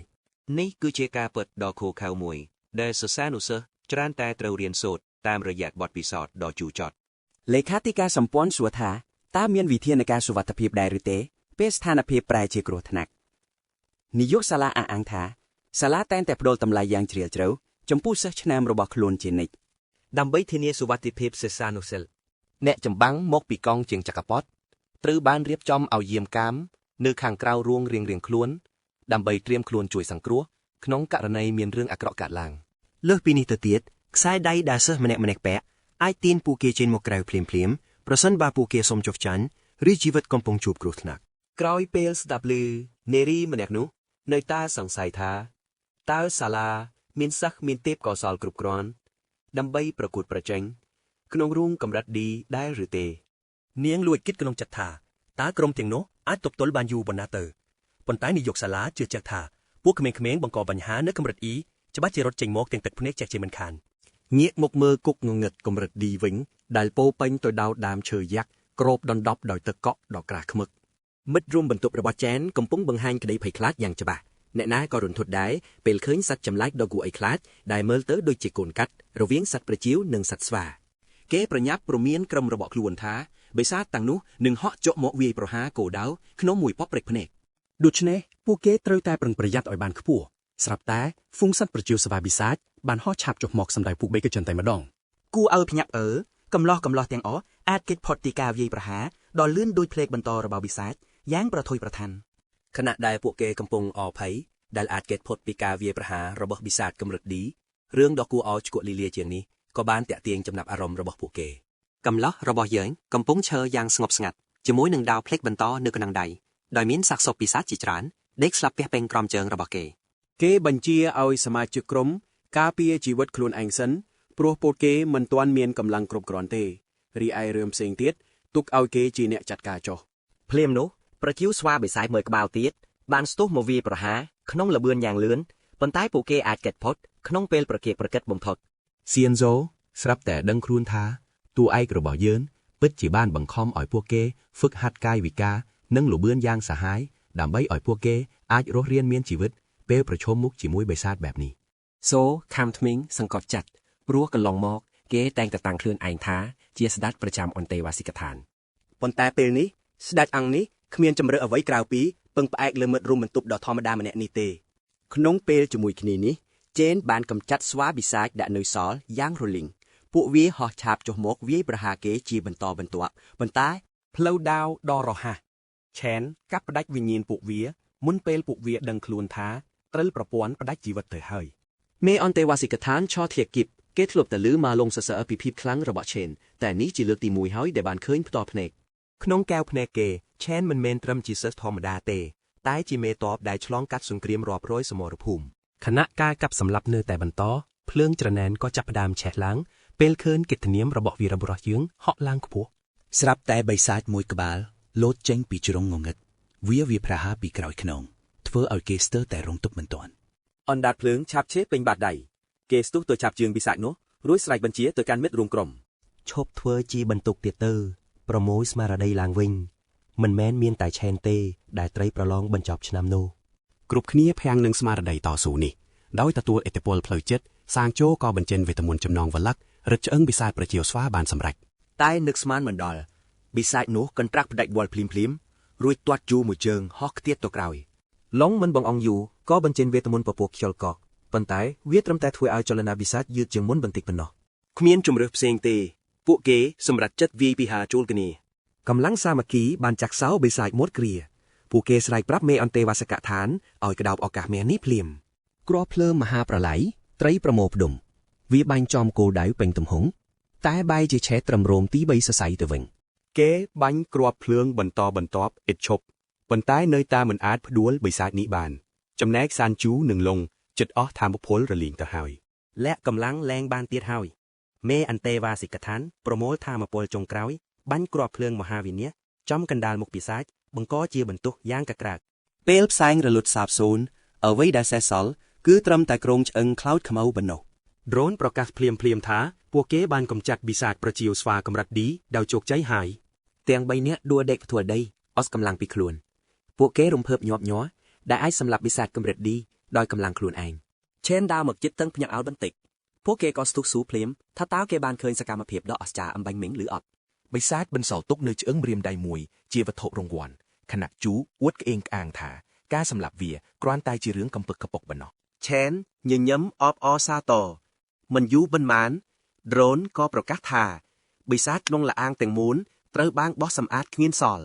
ងាកមកមើលការផ្សាយបន្តផ្ទាល់នាយកកុងស្ទ័រតែកាំងបេដងពេលឃើញក្រុមសេស្បាតារាងដែលគ្មានបទពិសោធន៍ប្រយុទ្ធសម្រាប់បិសាចកម្រិត D ដែលលើសពីសមត្ថភាពរបស់ពួកគេចំណែកគណៈកម្មការផ្សេងទៀតបែរជាជ្រើសរើសរក្សាភាពស្ងៀមស្ងាត់យ៉ាងចម្លែក ស្របពេលនោះជំនួយការរបស់អនុប្រធាន Calvin Dis បានពោលសរសើរពីភាពលេចធ្លោរបស់ឆេនយ៉ាងរំភើប គេលួចគិតក្នុងចិត្តថាអូរ៉ាដែលបញ្ចេញពីខ្លួនឆេនពិតជាដូចគ្នាខ្លាំងទៅនឹងមិត្តចាស់ម្នាក់កាលពីអតីតកាល អនុប្រធានបានកត់សម្គាល់ឈ្មោះឆេនទុកក្នុងចិត្តធ្វើឲ្យឪពុករបស់ប្រធានធីងនិងនាយកសាលាចាប់ផ្ដើមព្រួយបារម្ភភ្លាមដើម្បីបង្វែរស្ថានភាពនាយកបានទាញចំណាប់អារម្មណ៍គ្រប់គ្នាឲ្យងាកទៅមើលលាអាងកម្រិត D មួយទៀតដែលមានក្រុមប្រឹក្សាសិស្សកំពុងប្រយុទ្ធគាត់ប្រញាប់និយាយបញ្ចោថាក្រុមនេះបានវាយលុកចូលដល់តំបន់កណ្ដាលទៅហើយជំនួយការប្រធានក៏ពោលសរសើរពីសាមគ្គីភាពរបស់ពួកគេដោយប្រៀបធៀបទម្រង់លេងនេះទៅនឹងក្រុមញាក់ប្រមាញ់អាជីពអញ្ចឹង ប្រធានខាលញញឹមពេញចិត្តរួចអួតថាសិស្សបញ្ចប់ថ្នាក់ឆ្នាំនេះពិតជាមានគុណភាពខុសប្លែកពីចំនួនមុនដាច់ឆ្ងាយតែនាយកគង់លួចរអ៊ូខ្សឹបថាសមរភូមិពិតប្រាកដទើបតែចាប់ផ្ដើមទេភាពអស្ចារ្យដែលមិនធ្លាប់មានមិនតាន់លេចរូបរាងនៅឡើយទេងាកត្រឡប់មកលាអាងវិលពុលកម្រិត D វិញម្ដងក្រុមរបស់ប្រធានសិស្សកំពុងរងការវិឆ្មាក់ពីបិសាចផ្សិតពុលដែលផុសចេញពីគ្រប់ទិសទីក្មេងស្រីម្នាក់ដេញគេតាបញ្ចេញចម្រៀងបំផ្លាញវិញ្ញាណខណៈគ្រូមន្តអាគមពន្លឺប្រាខ្សែស្រឡាយផ្កាយចងក្រងពួកបិសាចចូលគ្នាត្រៀមកំទេចចោលគេស្រែកហៅមេក្រុមភ្លាមប្រធានសិស្សក៏ស្ទុះហោះទៅមុខជាមួយដាវស៊ីឡាត្រៀមបញ្ចប់ជីវិតពួកវាដោយក្បាច់យ៉ាងសង្ហាត្រឹមមួយដាវតែប៉ុណ្ណោះរាងកាយបិសាចផ្សិតផ្ទុះខ្ទេចជីផេះពេលប្រធានសិស្សបញ្ចេញក្បាច់ដាវភ្លឹងពុះមេឃាយ៉ាងជាក់លាក់បំផិតមិត្តរួមក្រុមនាំគ្នាសង្កេតឃើញថាបិសាចនៅក្នុងប្រឡងមួយនេះគឺដូចគ្នាបែបបិទទៅនឹងបិសាចដែលពួកគេធ្លាប់ហ្វឹកហាត់ពីមុនមកដោយសារតែធ្លាប់ដឹងកលាគ្នារួចទៅហើយពួកគេអាចគ្រប់គ្រងស្ថានភាពបានយ៉ាងងាយស្រួលដោយគ្មានរងសម្ពាធសូម្បីតែបន្តិចពួកគេដឹងច្បាស់ណាស់ថាការប្រឡងនេះត្រូវបានសាលារៀបចំទុកមុនរួចស្រេចព្រោះមានខ្សែទុយោរឹងមាំផ្លូវដើរទៅមុខក៏រលូនដូចគ្នាដែលសារតែមានទំនុកចិត្តហួសហេតុពួកគេចាប់ផ្ដើមអបអរមុនទាំងបំពេញជឿជាក់ថាតំណែងជើងឯកឆ្នាំនេះនឹងធ្វើក្នុងដៃពួកគេយ៉ាងងាយស្រួលកាត់ទិដ្ឋភាពត្រឡប់មកជាន់ចុងក្រោយនៃព្រៃពពកវិញកំឡោះទាំងនោះបើកភ្នែកធំស្ទើរមិនជឿថាពួកគេអាចរស់រានមានជីវិតរហូតមកដល់ទឹកដីរបស់មេកន្ត្រែងធំនៅកណ្ដាលទំព័រទឹកកកដ៏សែនត្រជាក់បិសាចស្វាខ្មោចកំពុងអង្គុយស៊ីចំណីយ៉ាងរំភើយមេអន្តេវិសិកដ្ឋានបែកញើកពុនក្រពោតពេលស្រមៃដល់កម្លាំងមហាសាលរបស់វាត្រឹមមួយកំភ្លៀងរបស់សត្វចម្លែកនេះក៏ល្មមអាចបញ្ជូនគេឲ្យទៅជួបយមរាជបានយ៉ាងងាយដែរហាក់ដូចជាដឹងមុនសត្វចម្លែកនោះបានសម្លឹងចំមុខគោដៅដែលខ្សោយជាងគេម៉ាឡុងភ័យស្រុនស្លាវហើយសម្លេងស្លែករបស់គេបានដាស់កំហឹងសត្វសាហាវនោះភ្លាមសត្វស្វាតូចយ៉ាក់លោតសម្ដៅមករកពួកគេដោយកម្លាំងសង្កត់យ៉ាងគួរឲ្យខ្លាចផុតក្មេងប្រុសដតេរត់គេចយកប្រាណចំណែកឯចែនស្ទុះចូលទៅប្រយុទ្ធដោយមិនស្តាក់ស្ទើរគេហក់ទៅទាត់ចំកណ្ដាលមុខវាយ៉ាងពេញទំហឹងរួចវាសម្រុកជាបន្តបន្ទាប់ធ្វើឲ្យរាងកាយដ៏ធំនោះហក់ត្រឡប់ត្រឡិនគេបញ្ចប់ការប្រយុទ្ធដោយគំទេចវាជាបង្នែកកម្លាំងដ៏មហិមានេះធ្វើឲ្យមិត្តរួមក្រុមឈរកាំងដោយក្តីស្ញប់ស្ញែង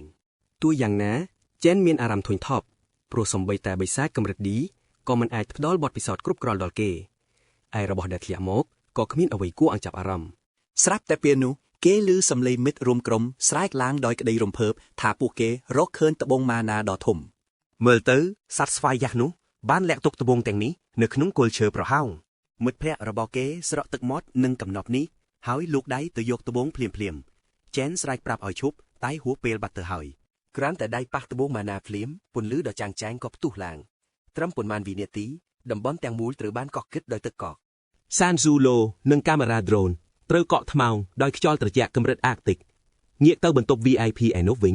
ការផ្សាយផ្ទាល់ត្រូវបានកាត់ផ្តាច់ភ្លាមៗ នាយកសាលាដ៏ពិសពពលញញឹមជង់មាត់ហាក់ដូចជាកំពុងរងចាំលទ្ធផលនេះ គាត់រំពឹងទុកថាយ៉ាងណាក៏បិសាចកម្រិតខ្ពស់នឹងដាក់អន្ទាក់បែបនេះហើយក្រុមក្មេងខ្ចីរបស់ចែនច្បាស់ជាត្រូវដាចូលរនាងនេះមិនខាន អនុប្រធាន Cavendish សម្ដែងការមិនពេញចិត្តនិងបារម្ភយ៉ាងខ្លាំងពីសុវត្ថិភាពរបស់សិស្សនាយកសាលាធ្វើពុតជាសោកស្ដាយចំពោះបរាជ័យរបស់ចែនហើយទាមទារឲ្យទាញពួកគេចេញមកវិញប៉ុន្តែលោកនាយកធំមិនយល់ព្រមឡើយគាត់បញ្ជាក់ថាពួកគេមិនទាន់ជួបគ្រោះថ្នាក់ដល់ជីវិតទេព្រោះខ្សែដៃនឹងលោតសញ្ញាប្រសិនបើចង្វាក់បេះដូងលោតខូបប្រក្រតីហើយសិស្សក៏មិនទាន់ចោះចាញ់ដែរគាត់ជឿជាក់ថាមានតែអ្នកចូលរួមប្រយុទ្ធប៉ុណ្ណោះទើបមានសិទ្ធិសម្រេចចិត្តបោះបង់ចោលត្រឡប់មកក្នុងគុកងងឹតវិញម៉ាឡុងញ័ររន្ធត់ក្នុងភាពត្រជាកាត់ឆ្អឹងក្នុងចំណោមសមាជិកទាំងអស់មានតែគេម្នាក់គត់ដែលមិនកកព្រោះតែថ្នាក់តួអង្គរបស់គេមានកម្លាំងទប់ទល់នឹងតកកខ្ពស់ពីកំណើតភ្លាមនោះឡង់លើសំឡេងសើចដ៏ព្រឺរោមហើយក៏ក្រឡេកឃើញបិសាចទឹកកករៀងដោយក្រងឆ្អឹងដែលកំពុងសម្លឹងទម្លុះដល់ប្រលឹងរបស់គេដោយគ្មានក្តីមេត្តាគេចំណាំបានថាវាជាម្ចាស់តំបន់នេះហើយនឹកឃើញទិន្នន័យរបស់វានៅក្នុងសៀវភៅបិសាចដែលគេធ្លាប់អានគេនឹកឃើញភ្លាមថាវាគឺជាគ្រូមន្ត្រាគមពពុកដែលអាចគ្រប់គ្រងទាំងធម្មពលការពារនិងវេប្រហារយ៉ាងងាយស្រួលក្រៅពីបញ្ជាតកនិងព្រិលដោយគ្មានចន្លោះប្រហោងគេក៏ដឹងថាបិសាចមួយនេះចូលចិត្តសម្លាប់ចំណៃដោយការធ្វើទារុណកម្មយ៉ាងសាហាវហើយវាមានឈ្មោះថាស្ដេចគ្រងឆ្អឹងគេទើបតែដឹងខ្លួនថាគ្រាប់បែកទឹកកកអំបញ្ញមិញគ្រាន់តែជាអន្ទាក់ប៉ុណ្ណោះដូច្នេះគេក៏បកក្រោយហើយរត់គេចដោយមិនស្តាក់ស្ទើរដើម្បីសង្គ្រោះជីវិតខ្លួនឯងលងដឹងច្បាស់ណាស់ថាគេដាច់ខាតមិនអាចទប់ទល់នឹងបិសាចកម្រិតលោតសេតែម្នាក់ឯងបានឡើយមិនថាក្លឹងកលៈទេសៈណាក៏ដោយគេស្ទុះទៅរកជេនដើម្បីជួយសង្គ្រោះប៉ុន្តែធម្មពលទឹកកកបានវាយប្រហារជំជើងរបស់គេមុនពេលទៅដល់គោលដៅស្ដេចគ្រងឆ្អឹងសើចចំអកនឹងភាពវេទនានេះខណៈខ្សែដៃបញ្ចេញសម្លេងព្រមានថាជើងរបស់គេត្រូវបានទម្លុះរហ័សអស់ទៅហើយខ្សែដៃលោតសញ្ញាឲ្យគេចុះចាញ់តែឡុងបាដេសេតមិនព្រមអស់សង្ឃឹមហើយនៅតែព្យាយាមរំលាយទឹកកកជួយចែនមុនពេលពួកគេបាត់បង់ឱកាសចុងក្រោយពេលនោះបំណែកទឹកកកមួយទៀតបាញ់ទម្លុះដៃរបស់គេដែលធ្វើឲ្យការតស៊ូជួយចិនត្រូវរលាយសូន្យស្ដេចគ្រងឆ្អឹងសម្លឹងមើលភាពឈឺចាប់របស់ឡុងយ៉ាងពេញចិត្តខណៈខ្សែដៃនៅតែបន្តប្រមានពីរបួសធ្ងន់ធ្ងរប្រព័ន្ធចាប់បានថាដៃរបស់គេត្រូវទម្លុះហើយចង្វាក់បេះដូងកំពុងលូតញាប់ក្នុងកម្រិតគ្រោះថ្នាក់វាសនាឲ្យគេបោះបង់ការប្រឡងម្ដងទៀតប៉ុន្តែក្មេងប្រុសម្នាក់នេះបែរជាធ្លាក់ចូលការចងចាំអតីតកាលទៅវិញគេនឹកឃើញថាពេញមួយជីវិតរបស់គេកន្លងមកគេតែងតែរត់គេចពីបញ្ហានៅពេលជួបឧបសគ្គហើយទម្លាប់នេះតែងតែធ្វើឲ្យគេដើរតាមក្រោយគេជានិច្ចគ្មានលក្ខខណ្ឌគេចាំបានថាអ្នកដតីតែងតែមើលងាយធ្វើបាបនិងសោកចំអកឲ្យគេប៉ុន្តែរូបគេនិងមិត្តភក្តិបានលះបង់ញើសឈាមច្រើនណាស់តម្រាំមកដល់ចំណុចនេះពេលនេះគេចាត់ទុកថាវាជាឱកាសចុងក្រោយដើម្បីផ្លាស់ប្ដូរជោគវាសនារបស់ពួកគេដូច្នេះគេប្រមូលកម្លាំងដៃសេះសល់ចុងក្រោយក្រោកឈរឡើងហើយរំដោះជេនបានសម្រេចគេឈរយ៉ាងរឹងមាំខណៈស្ដេចគ្រងឆ្អឹងបានផ្កាឈូកទឹកកកសម្ដៅមករកគេដោយឥតឈប់ឈរស្របពេលដែលការវិប្រហារហៀបនឹងធ្លាក់មកដល់គេបានស្រែកគ្រោះហៀមយ៉ាងខ្លាំងហើយចែនក៏បើកភ្នែកឡើងនៅវិនាទីនោះតែម្ដងដុំទឹកកកបែកខ្ទេកខ្ទីស្ខ្ចាយហើយចែនស្ទុះទឹកកកឡុងគេជៀនពីគ្រោះថ្នាក់ក្នុងមួយប្រព្រឹត្តភ្នែកការគេចខ្លួនដ៏លឿនស្លេវនេះធ្វើឲ្យស្ដេចគ្រងឆ្អឹងអាំងស្មារតីរកគេចមិនទាន់ចំណែកឡុងទៅតែដឹងខ្លួនថាតាមពិតចែនអាចបំបែកគុកទឹកកកនោះចេញមកដោយកម្លាំងខ្លួនឯងសោះអ្នកចម្បាំងវ័យក្មេងអរគុណឡុងដែលបានជួយគេហើយក៏សួរនាំពីរបួសរបស់គេដោយក្តីបារម្ភយ៉ាងពិតប្រាកដ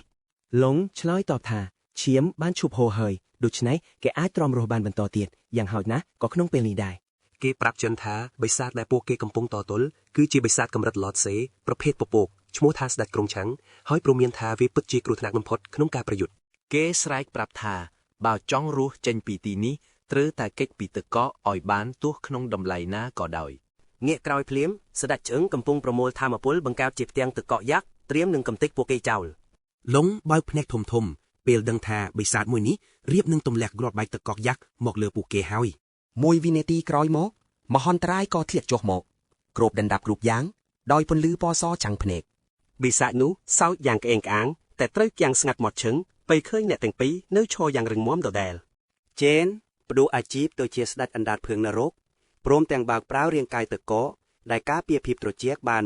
100% ការបំផ្លែងកាយនេះជួយបង្កើនស្តាតកាយពៀទាំងអស់ក្នុងតំបន់ត្រជាក់ប្រែក្លាយសមរភូមិនេះឲ្យស្ថិតក្រោមការគ្រប់គ្រងរបស់គេវិញស្ដេចឆ្អឹងស្រែករោតឡើងដោយក្តីតក់ស្លុតយ៉ាងខ្លាំងឡុងឯនេះវិញឈរគាំងមើលមិត្តខ្លួនដែលគួរតាជាឃាតករបែរជាคล้ายជាអ្នកចម្បាំងទៅវិញគេលួចគិតថាឬមួយចេនជេកំពូលអច្ឆរិយៈដែលអាចភ្ញាក់ដឹងខ្លួនមានអាជីពពីរក្នុងពេលតែមួយដោយគ្មានគំនាបចេនគ្រាន់តែនិយាយសុំទោសដែលអ្វីតម្លៃស្ថានភាពខុសទាញមិត្តភ័ក្តិឲ្យធ្លាក់ក្នុងសឹកសង្គ្រាមដ៏គ្រោះថ្នាក់មួយនេះនិយាយចប់គេក៏ផ្ដួលអាជីពម្ដងទៀតคล้ายជាបិសាចអវជ័យដើមអ្នកចម្បាំងនរោគត្រូវដកចេញមកគេសម្លឹងទៅស្ដេចឆ្អឹងជាមួយនឹងចេតនាសម្លាប់ដ៏សាហាវដើម្បីបញ្ចប់រឿងគ្រប់យ៉ាងឡងឈរហើបមាត់ធ្លាក់ចង្ការធម្មតាអ្នកភ្ញាក់ដឹងខ្លួនទាំងអស់កើតមកមានអាជីពតែមួយគត់ប៉ុន្តែក្នុងចំណោមនោះក៏មានករណីកម្រាស់បំផុតដែលបុគ្គលម្នាក់អាចក្តោបក្តាប់អាជីពពីរក្នុងពេលតែមួយបានអ្នកមានអាជីពទ្វារដងបែបនេះគឺកម្ររហូតអាចរាប់រៀមដៃបានភាពកម្រនេះហើយដែលប្រែក្លាយពួកគេជារតនសម្បត្តិដែលគ្រប់គេធំដណ្ដើមគ្នាចង់បានប៉ុន្តែត្រឹមរឿងប៉ុណ្ណឹងមិនទាន់ធ្វើឲ្យគេតកស្លុតខ្លាំងនៅឡើយទេគេសម្លឹងយ៉ាងយកចិត្តទុកដាក់ទើបដឹងថាចិនមិនមែនមានអាជីពមួយឬពីរទេគឺ3ផ្សេងគ្នាស្រឡះលើសពីនេះអាជីពនីមួយៗសុទ្ធតែជាកំពូលកម្រិតអាស្ចារ្យក្នុងតម្រង់ជាវិសាចអវជ័យស្តាត់របស់ចេនបានហក់ឡើងយ៉ាងឆ្កួតលីលាបំផុតកម្លាំងកាយដ៏មហិមាបានធាក់បញ្ជូនគេឲ្យហោះទៅមុខដូចក្របរ៉ុកកែតគេឡាវទៅរកមេបិសាចដែលពេលនេះស្នាមញញឹមត្រូវរលាយបាត់ក្រោមអូរ៉ាសម្លាប់ដ៏ព្រឺព្រួចរបស់កំឡោះយើងត្រឹមតែមួយក្បាច់ដ៏ល្អឥតខ្ចោះគេកាប់ឆ្អឹងចង្រៃនោះដាច់ជាពីរយ៉ាងងាយស្រួលឡើង level ដល់17ព្រមទាំងទទួលបានរង្វាន់ទម្លាក់ដ៏កំឡោសម្លឹងមើលកំណរឆ្អឹងដែលខ្ទេចខ្ទីមិត្តភ័ក្តិរបស់គេនៅតែគាំងស្មារតីដែលចេនអាចវាយគំតិចមេវិសាចថ្នាក់សេត្រឹមមួយក្បាច់សោះកំឡោះយើងរំលឹកយ៉ាងធម្មតាថាអ្នកផ្សេងទៀតនៅកក់ជាដុំតកក់នៅឡើយមកឡុងភ័ក្រព្រឺតទើបដឹងខ្លួនថាគេភ្លេចមិត្តភក្តិផ្សេងទៀតឈឹងពេលប្រយុទ្ធមិញនេះគេប្រញាប់រត់ទៅរំលាយតកកសង្គ្រោះអ្នកសេងមុនពេលពួកគេคล้ายជាការ៉ែមតកកជារៀងរហូតពេលគេចេញផុតទៅចេនគាត់សម្គាល់ឃើញថាប្រព័ន្ធបានបោកជំរឿឲ្យគេលេបត្របាក់ស្ដេចបិសាចតកកដោយគ្មានអ្នកណានៅក្បែរគេក៏ស្រូបយកធម្មពលមេបិសាចនោះយ៉ាងលឿនហើយដណ្ដើមបានអាជីពគ្រូមន្តអាគមពពកភ្លាមដោយសារពន្លឺតកកមុននេះបានធ្វើឲ្យកាមេរ៉ាដ្រូនងងឹតឈឹងទើបគ្មានអ្នកណាអាចដឹងពីអាចកំបាំងរបស់គេឡើយភ្លាមនោះប្រព័ន្ធក៏លោតសារដ៏គួរឲ្យភ្ញាក់ផ្អើលមួយទៀតឡើងមកអាជីពឃាតកររន្ទះរបស់គេក៏បានឡើង level ឌូទ្យាដែលអនុញ្ញាតឲ្យគេបូកផ្កាយផោសាមដើម្បីពង្រឹង start របស់ខ្លួនទិដ្ឋភាពកាត់មកកាន់រូងបិសាចថ្នាក់ D ឯនេះវិញក្រុមរបស់ប្រធានក្រុមកំពុងតែត្រូវបិសាចវាយសម្រុកស្ទើរតែតប់លេងជាប់ទៅហើយទោះពួកគេវាយសម្រុកសាហាវយ៉ាងណាក៏មេបិសាចថ្នាក់ D មួយនេះមានស្បែកក្រាស់ពេកសម្រាប់អ្នកភ្ញាក់ដឹងខ្លួនកម្រិតស្ម័គ្រចិត្តទាំងនេះដែរគ្រូមន្ត្រាអាគមដែលប្រើច្រវាក់ចាប់ចងបិសាចចិត្តដួលដាច់ខ្យល់ទៅហើយចំណែកឯព្រួញរន្ទះវិញបាញ់ចំមេបិសាចហាក់ដូចជាកំពុងម៉ាសាឲ្យវាទៅវិញពួកគេត្រូវបិសាចវាយប៉ើងខ្ទាតទៅមកដូចជាតុក្កតាយួរដ៏ថោកទាបអញ្ចឹងភាពអាម៉ាស់នេះធ្វើឲ្យពួកគេចាប់ផ្ដើមសង្ស័យថាតើការហ្វឹកហាត់កន្លងមកគឺជារឿងអត់ប្រយោជន៍មែនទេតាំងពីកើតមកពួកគេមិនធ្លាប់ប្រឈមមុខនឹងធម្មពលដ៏គួរឲ្យសង្កត់សង្កិនបែបនេះពីមុនមកឡើយគ្រូមន្តាអាគមដឹងខ្លួនភ្លាមថាមានតែប្រធានម្នាក់គត់ដែលជាក្តីសង្ឃឹមចុងក្រោយក្នុងការយកឈ្នះមេបិសាចមួយនេះងាកទៅខ្សែត្រៀមខាងក្រោយអានោះវិញប្រធានក្រុមកំពុងឈរធ្វើស្ទីលយ៉ាងលួយគេប្រមូលធម្មពល skill ultimate ខណៈមានអ្នកគ្រប់គ្រងជួយបញ្ចូលធម្មពលឲ្យពេលធម្មពលប្រមូលបានពេញលេញគេក៏ស្ទុះហោះទៅវាយប្រហារមេបិសាចជាមួយដាវអណ្ដាតភ្លើងដ៏សន្ធៅរបស់គេផ្លែដាវបានចាក់ទម្លុះចំស្នូលបេះដូងបិសាចពេញទំហឹងហើយផ្ទុះជាព្យុះភ្លើងរំលាយសាច់វាពីខាងក្នុងមុខក្រៅយ៉ាងព្រឺព្រួតមិត្តរួមក្រុមស្រែកហូកញ្ជ្រៀវលាន់រំពងអបអរកំណែតនៃវីរបុរសថ្មីដែលឈ្មោះរបស់គេនឹងត្រូវចារក្នុងសៀវភៅប្រវត្តិសាស្ត្រមិនខានកាមេរ៉ាដ្រូនប្រកាសថាពួកគេបានវាយបំបែករោងបិសាចថ្នាក់ដេត្រឹមពេលជាង30នាទីសមាជិកក្រុមទាំងអស់កំពុងពុះកញ្ជ្រោលជួយជាក់យ៉ាងមុតមមថាលេខ1ច្បាស់ជានៅក្នុងដៃពួកគេគ្មានក្រុមណាអាចយកឈ្នះកំណត់ត្រានេះបានឡើយពួកគេដើរចេញពីរោងយ៉ាងអង្អាចរំពឹងចង់ឃើញឈ្មោះខ្លួនឯងបញ្ចេញពន្លឺយ៉ាងត្រចះត្រចង់នៅកំពូលតារាងចំណាត់ថ្នាក់ពេលដើរកាត់តាមសាលធំពួកគេឃើញសុទ្ធតែសិស្សដែលបានចោះច័ន្ទហើយត្រូវប្រព័ន្ធទាញចិនមកក្រៅមុនកំណត់ទឹកមុខភាគច្រើនស្លេកស្លាំងតក់ស្លុតព្រោះនៅលងបន្លាចដោយភ្នែកបិសាចដែលពួកគេទៅតែជួបប្រទះជាលើកដំបូងកាលពីអំបញ្ញមិញចែកដនអីកូនចៅរបស់ប្រធានក្រុមក៏ក្រឡេកទៅឃើញកំឡោះយើងនិងក្រុមរបស់គេកំពុងអង្គុយលេងយ៉ាងរំភើយនៅក្បែរនោះដែរ ក្រនតែក្រឡេកមើលក្រុមដ៏ហត់នឿយរបស់គេក៏ដឹងច្បាស់ដែរពួកគេប្រកាសជាដួលតាំងពីវិនាទីដំបូងដែលឈានជើងចូលទៅម្លេះ កូនចៅក្បាលរឹងដើរចូលមកដោយភាពក្រអឺតក្រទុំចំអកឲ្យចែនថាប្រកាសជាបរាជ័យពីកណ្ដាលទីបន្ទាប់ពីទ្វេចរិតភេងក្អាងមុននេះ ឆ្កែបំរាដ៏ស្មោះត្រង់នៅតែបន្តព្រុសប៉ុន្តែចៅវាយរបស់វាក៏ប្រញាប់បិទមាត់វាព្រោះអនុប្រធានសម្ព័ន្ធកំពុងតែដើរចូលមកដល់ បុរសដ៏សង្ហាតេះដៃតិចតិចហើយពោលពីអបរសាទរដល់សិស្សចំពោះការបញ្ចេញសមត្ថភាពដ៏អស្ចារ្យរបស់ពួកគេពេលគាត់ដើរចូលមកគៀកប្រធានក្រុមនៅតែរក្សាទឹកមុខស្ងប់ស្ងាត់ខណៈកូនចៅរបស់គេញ័រខ្លួនចម្រុបដោយក្តីរំភើបដែលបានឈរនៅមុខកំពូលបុគ្គលដ៏មានឥទ្ធិពលបំផុតក្នុងពិភពលោក ប្រធានទិញលូកលោកដៃទៅមុខយ៉ាងជឿជាក់ដើម្បីរងចាំការចាប់ដៃ ប៉ុន្តែលោក Candice បែរជាមិនខ្វល់សូម្បីតែបន្តិចគាត់ដើរហួសទៅមុខដោយមិនទាំងងាកមើលផង រងការអាម៉ាស់មុខយ៉ាងចំហបែបនេះប្រធានក្រុមមានអារម្មណ៍ថាកិត្តិយសរបស់គេត្រូវបែកខ្ទេចខ្ទីអ្វីដែលរឹតតែឈឺចាប់អនុប្រធានបានជាស្រែកហៅសត្រូវរបស់គេថាជាកំពូលវិរបុរសទៅវិញ បុរសនោះចាប់ស្មារបស់ចេនយ៉ាងជាប់ហើយប្រកាសប្រាប់អ្នកគ្រប់គ្នាឲ្យដឹងថាគេបានយកឈ្នះគុកងងឹតកម្រិត D ក្នុងរយៈពេលត្រឹមតែ20នាទីប៉ុណ្ណោះ សូម្បីតែក្រុមអាជីពមកពីកងពលរបស់គាត់ក៏មិនធ្លាប់បង្កើតកំណត់ត្រាដ៏រន្ធត់បែបនេះដែរ ទាំងប្រធានក្រុមប្រឹក្សានិងបាក់ពួករបស់គេឈរគាំងនិយាយឡើងចេញតាមដងពួកគេមិនអាចយល់បានឡើយថាហេតុអ្វីបានជាមនុស្សអន់ខ្សោយ4នាក់អាចយកឈ្នះក្រុមដែលមានគ្នាដល់ទៅ10នាក់ហើយថែមទាំងអាចវាយបំបែកសម្បុកកម្រិត D បានទៀតចំណែកចេនវិញគេមិនទាំងព្រិចភ្នែកផងការទទួលបានពាក្យសរសើរពីបុរសដ៏មានឥទ្ធិពលបំផុតក្នុងប្រទេសវាគ្មានន័យអ្វីទាល់តែសោះសម្រាប់គេក្នុងពេលជាមួយគ្នានោះគេក៏លួចឆ្ងល់មិនបានថាហេតុអ្វីបានជាបុគ្គលដ៏មានឥទ្ធិពលម្នាក់នេះចុះមកដល់សាលាដោយផ្ទាល់បែបនេះ ទោះយ៉ាងណា Carl Candice និយាយយ៉ាងស្ងប់ស្ងាត់ថាគាត់នឹងចំឈ្មោះរបស់ Jane ឲ្យបានច្បាស់បន្ទាប់មកគាត់ក៏ងាកទៅរក Gonglin ដែលជាអ្នកអញ្ជើញគាត់មកទីនេះ អនុប្រធានរូបនេះនិយាយលេងសើចថាកូនប្រុសរបស់គាត់ក៏មានទេពកោសល្យដែរតែនេះគ្រាន់តែជាការសរសើរយកតែរួចខ្លួនប៉ុណ្ណោះសម្ដីនេះធ្វើឲ្យទាំងឪពុកនិងកូនមានអារម្មណ៍ល្វីងយូរចត់យ៉ាងខ្លាំង នាយកចាប់អនុប្រធានក៏ប្រកាសថាដល់ពេលដែលគាត់ត្រូវចាក់ចេញហើយនាយកសាលាក៏ប្រញាប់ចេញមុខមកសម្របសម្រួលឋានការភ្លាមៗ គាត់ប្រកាសលទ្ធផលចុងក្រោយដោយបញ្ជាក់ថាក្រុមកំពូលទាំងពីរទទួលបានពិន្ទុស្មើគ្នាដូច្នេះពួកគេទាំងអស់គ្នានឹងទទួលបានការអញ្ជើញជាផ្លូវការដើម្បីចូលរួមជាមួយកងពលអធិរាជ ដំណឹងនេះប្រៀបដូចជាសម្លេងតន្ត្រីសួរសម្រាប់មិត្តរួមបន្ទប់របស់ចេនអញ្ចឹងព្រោះអនាគតរបស់ពួកគេគឺភ្លឺស្វាងដោយសារតែការទាញយកជ័យជំនះដ៏អស្ចារ្យរបស់គេកូនចៅរបស់ប្រធានទៀងក៏លោតកញ្ជ្រោលអបអរសាទរដែរប៉ុន្តែសាមីខ្លួនផ្ទាល់បែរជាមិនពេញចិត្តទាល់តែសោះនឹងលទ្ធផលមួយនេះ បន្ទាប់មកនាយកក៏បញ្ជាក់ថែមថាប្រធានក្រុមទាំងពីរនឹងទទួលបានតំណែងគ្រប់គ្រងក្នុងកងពលហើយប្រាក់រង្វាន់$1 លាននឹងត្រូវចែកស្មើគ្នាគ្រាន់តែឮបែបនេះប្រធានក្រុមទាំងពីរភ្ញាក់ផ្អើលយ៉ាងខ្លាំង Jane លួចបារម្ភក្នុងចិត្តថា